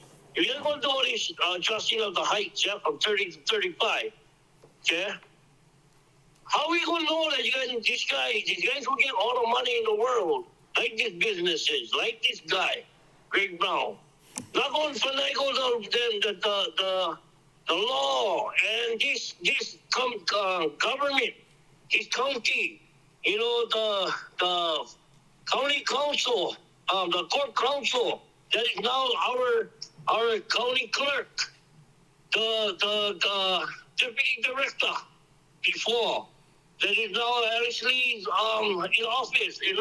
So we still get these people who bends the rules, okay, from 30 feet to 45. Nothing will happen. You get nobody just nothing in that damn thing. I just go down there again last week, 2 weeks ago. And we gotta look at this thing. And how are we supposed to be confident that what you're going to do in Lahaina? Somebody will come around and screen us all over again. I'm gonna let you guys know, I am gonna be persistent. I'm coming down to the county building tomorrow, me and my grandson. I'm going to expose all of these things. You're still in litigation. You guys go in the great committee. You guys all go in executive session for this thing, for this great brown thing. But the thing is about the height, yeah? The height. And that is the problem. Me here in the Pili Hall where I live, we cannot go 2 stories because we follow the height. And you know what? I'm glad. Why you guys looking to stick to the damn thing? Yeah, because this is why we are trusting them. Yeah, because this is when you get kind of people, you guys just talk about all these kind of people, they get money for pay lobbyists, you go do all this kind of stuff. That's the same damn thing we got to worry about. Okay, that's why I went totally on from the high point. You know what the hell going on? We tired. We frustrated. Okay, I mean, like I said, we just look and erase this damn thing that is right down the road from my house. Time. Cannot. And that's always going to happen like that in Lahaina? When you got like do the 30 feet to the 35? What? We got to see these damn thing over and over again. Thank you. Greedy guys with money gonna come over here and they do whatever the hell they like. Thank you, Junior. Oh, wait, my pa. No, my time, my pa. Hold on. And then so what I really want to get is make sure that this thing not even 1 inch more than a freaking 30 feet. Okay, or what? So whatever the hell you guys are doing now, 35. We get screwed, the people. My God. We all get for what? Nothing. Okay, thank you. Any questions, members? No questions. Thank you. All right. Chair, there are no other testifiers. This is last call, and the countdown is 3, 2, 1. Chair, there's no one indicating a desire to testify. Any objections to closing public testimony and accepting written testimony on the unfinished business listed on today's agenda? So ordered, Ms. Clerk. Chair, before you is Bill 183, 2025, a bill for an ordinance amending Ordinance 5334, 2021, the West Maui Community Plan as amended on Building Heights for new construction in the Lahaina National Historic Landmark District. Member Hodgins. Thank you, Chair. I move to pass Bill 183 on second and final reading.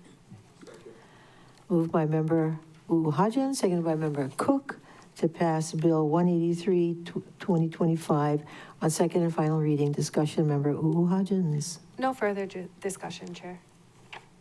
Anybody else? Member Paulton. Thank you, Chair, and thank you, Member Hodgins, for making that on my behalf. At this time, may I ask the clerk to please recall County Communication 26-4. Ms. Clerk. Chair, recalling County Communication 26-4, Councilmember Paulton transmitting a proposed amendment to Bill 183, 2025, entitled A Bill for an Ordinance amending Ordinance 5334, 2021, the West Maui Community Plan as amended on Building Heights for new construction in the Lahaina National Historic Landmark District. Member Paulton. Thank you. I move to amend Bill 183, 2025 with my amendment summary form attached to County Communication 26-4. I'd like to replace the amendment summary forms attachment with the approved Corporation Council signed FD1 version distributed at today's meeting, as well as file County Communication 26-4 and suspend Rule 19 of the Rules of the Council to allow for final action at today's meeting. Okay, moved by Member Paulton, seconded by Vice Chair Sugimura, to make an amendment and discussion on the amendment. And the main thing with the replacement is this one has been signed by Corp Council. When we posted it, it wasn't yet at that time. So for discussion, this amendment was requested by a constituent. These amendments limit the 5-foot increase in building height from 30 feet to 35 feet to affordable and workforce housing projects. The amendments would still retain the ability to rebuild structures used for public and quasi-public purposes that were destroyed in the August 2023 Maui wildfires to their previously approved height. Since the posting of this agenda, Corp Council approved the FD1 version as to form and legality that has just been distributed.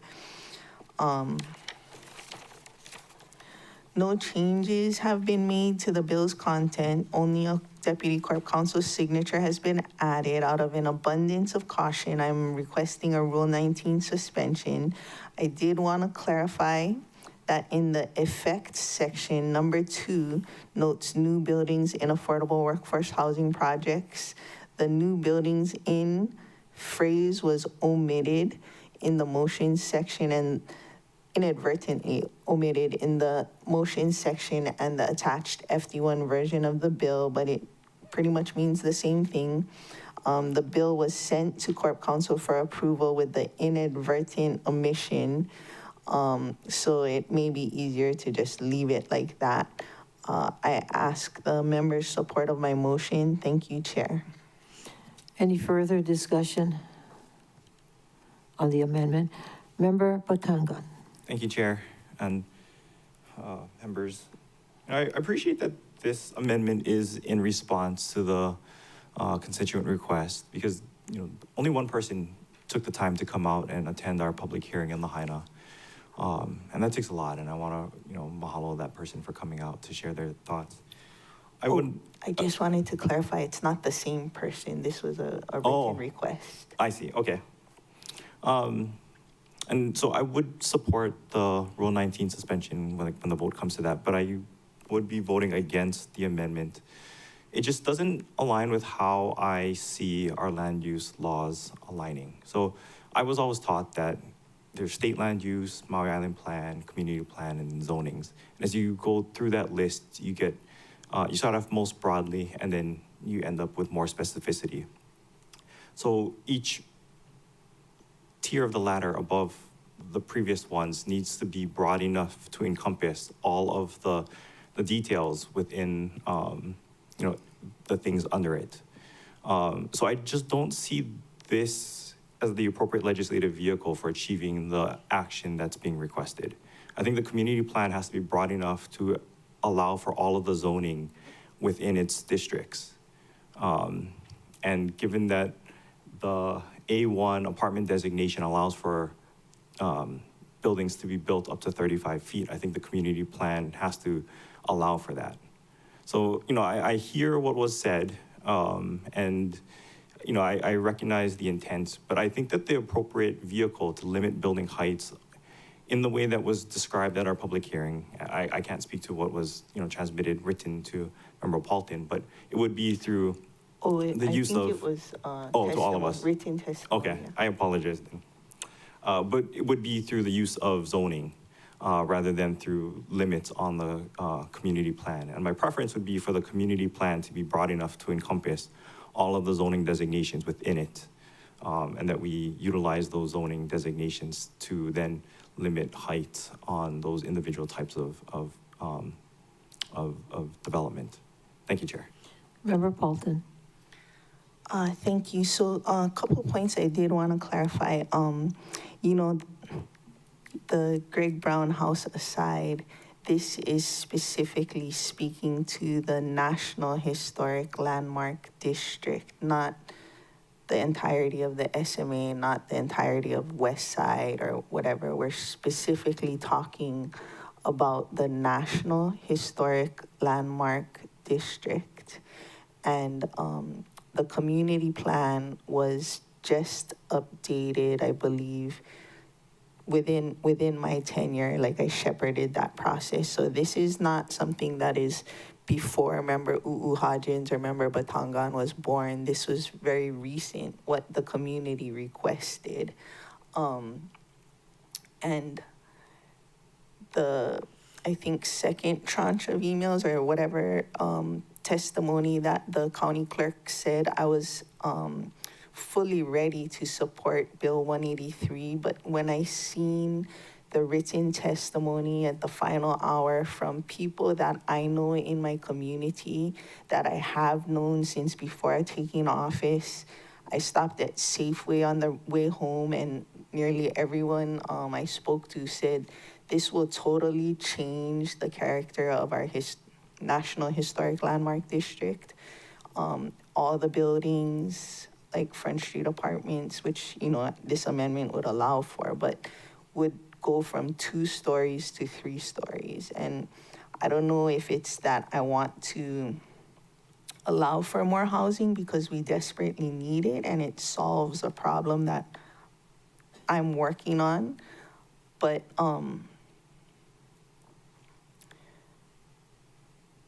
people just don't feel comfortable coming up and speaking publicly. It's easier when I run into Safeway for one thing and come out 2 hours later because everybody says, no, don't do that, you know, and people are thinking of not returning to places that they owned, like Lahaina Residential or whatever, because in their mind, they remember how difficult it was to escape that area, how many people ended up in the ocean overnight, and they're triggered by thinking of like another 100 cars or this much more density. And the testimonies that the clerk had sent to us saying, please respect our community plan, a plan that I shepherded through the process and encouraged our residents to participate in because that is their community plan, that they determine their own destiny, that they have a say in the future that they want to see for their town, for the National Historic Landmark District, was kind of a real come to Jesus moment for me because I haven't heard from the regular folks that I know that they want this increase. The main request was from the developer. No, I don't mean to put a negative connotation to the word developer. I'm not sure if it's a nonprofit developer or what, but they've been the main ones that have been meeting with me requesting this. And so up until like Safeway last night, I was fully prepared to support this. And so that's why I thank Member U'u Hodgins for making the motion, because I cannot speak against the motion if I made the motion. But the come to Jesus moment for me was, who am I? Am I a representative of the people? Or do I think I know better than them? And I'm gonna say, you know, we need 35 feet. And people who have lived there for generations, people who have lived there for their life, don't want it. And whether it passes or not, I gotta live in that community. I gotta be able to sleep at night. And so I put this amendment forward as a compromise before. I was gonna not support it. I hope it passes. But ultimately, when we come to the main motion, I'm not gonna be able to vote in favor because coming into this office, my goal was to represent the everyday folks that don't always understand the process, don't always feel comfortable speaking in front of this body, even if it's at the Civic in their own town. And I know we can't have public hearings at the Cannery Mall and like that, but just the people I spoke to last night kind of, and the testimony I read from people I actually know, that it will affect on a day-to-day, talking about like, you know, being able to see the mountains above the buildings, being able to see the ocean, that it is a National Historic Landmark District because partially it was the former capital of the Kingdom of Hawaii. I don't feel that I was put here to go against that community sentiment. This newly updated community plan which is full of the hard work and wishes of the community. So that's why I'm asking for support for this motion.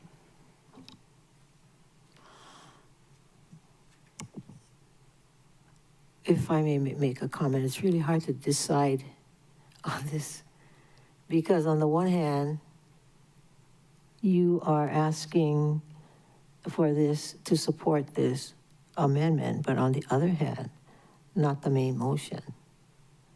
So it's kind of conflicting. I won't be supporting the main motion, but we're just focusing on the amendment at this time. Theo Morrison was the only one I recall testifying on this. It was Connie Sutherland.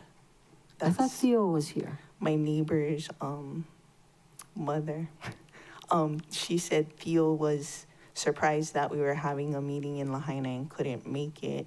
She didn't feel, Connie Sutherland didn't feel comfortable speaking on behalf of the Lahaina Restoration Foundation because she's no longer on the board. Her house burnt down in Lahaina town. She spoke of how her husband and her used to have a, I think it was a scrimshaw shop on Front Street with mutton windows.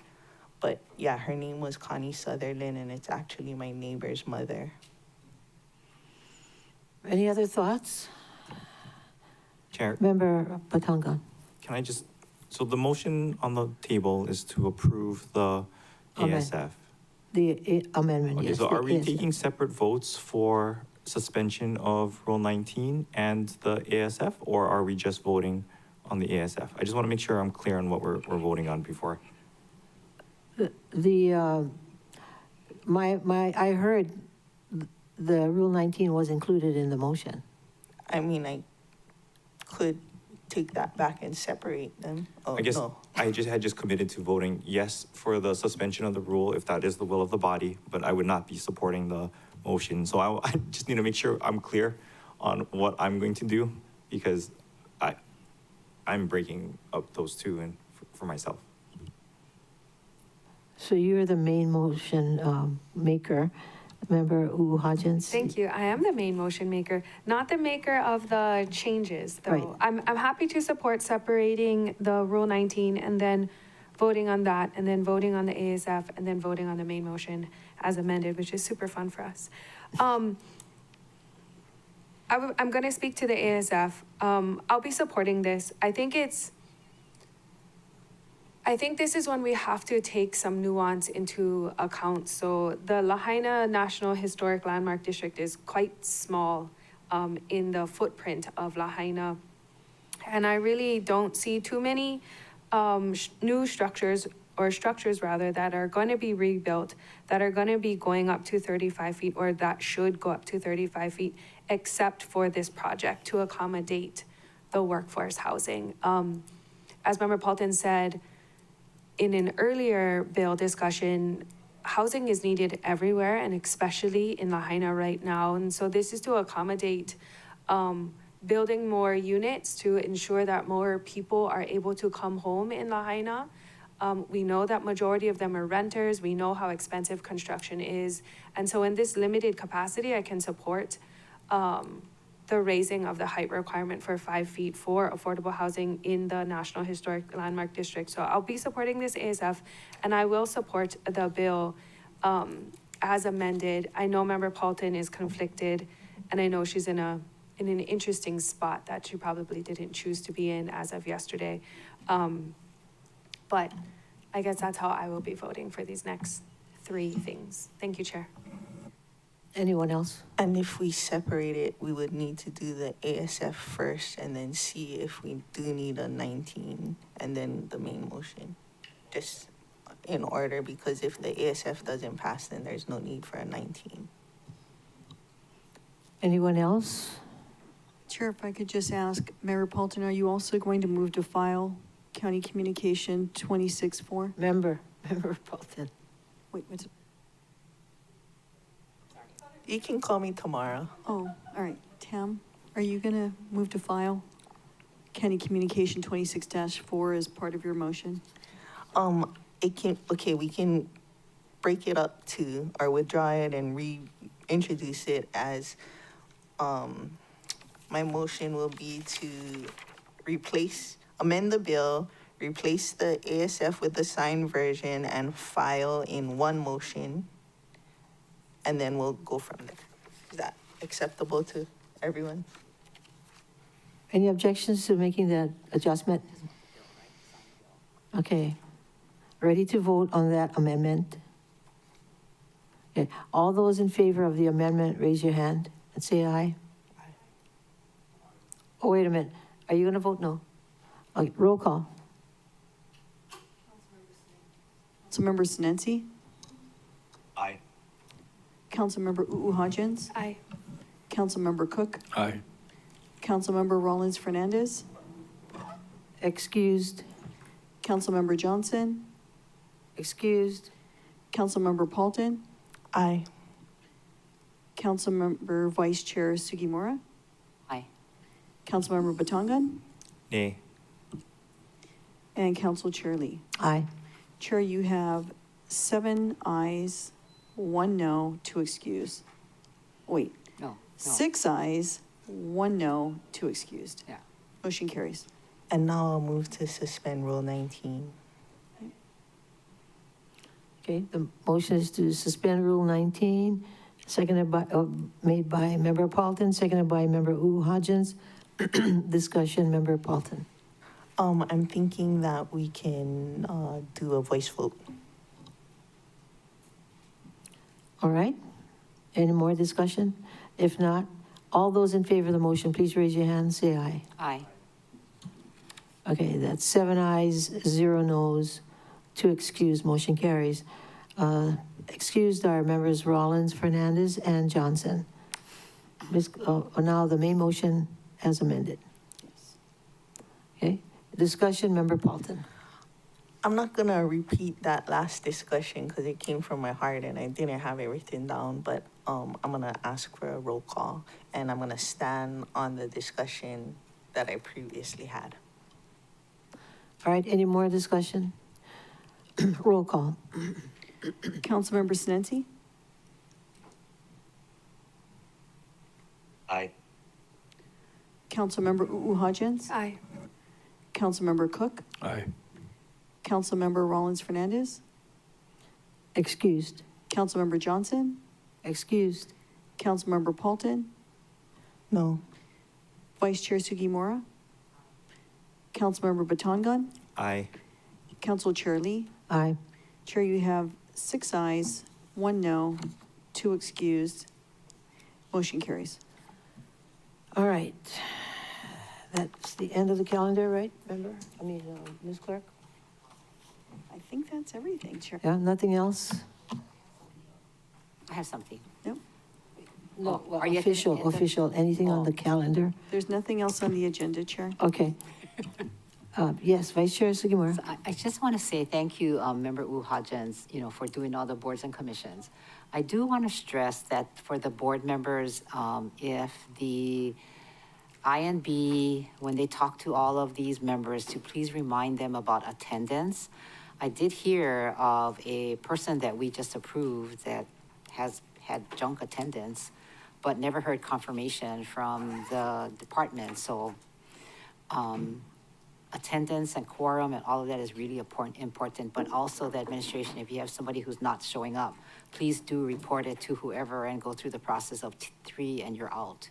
Because otherwise we're going to end up approving this person and they're going to end up on the commission and we just perpetuating the problem. So I wanted to say that. And then also tomorrow's Chinese New Year's, 9 o'clock at Maui Mall. Oh, I'm sorry, Friday is Chinese New Year's at Maui Mall. I'm thinking today's Friday. So Saturday is Chinese New Year's at Maui Mall. And at 10 o'clock and 1 o'clock, we're having Feeding of the Lion. So there'll be 2 times. And in front of the county building is another group, Ben Sing Ao, who Tomorrow. also comes, I'm sorry, on Friday. On Friday. Yeah, in front of the county building. And they're gonna come and bless my office. So if any of you want your office blessed, please let whoever know. Or if you want the number, I can let you know. Or else I can bless it. Yeah, you can bless it. Anybody else? Want to wish everybody safe travel, whoever's going to NACO. Have a nice time. Be sure to come back now. Okay, without any more business, this meeting is adjourned. Good meeting. Thank you.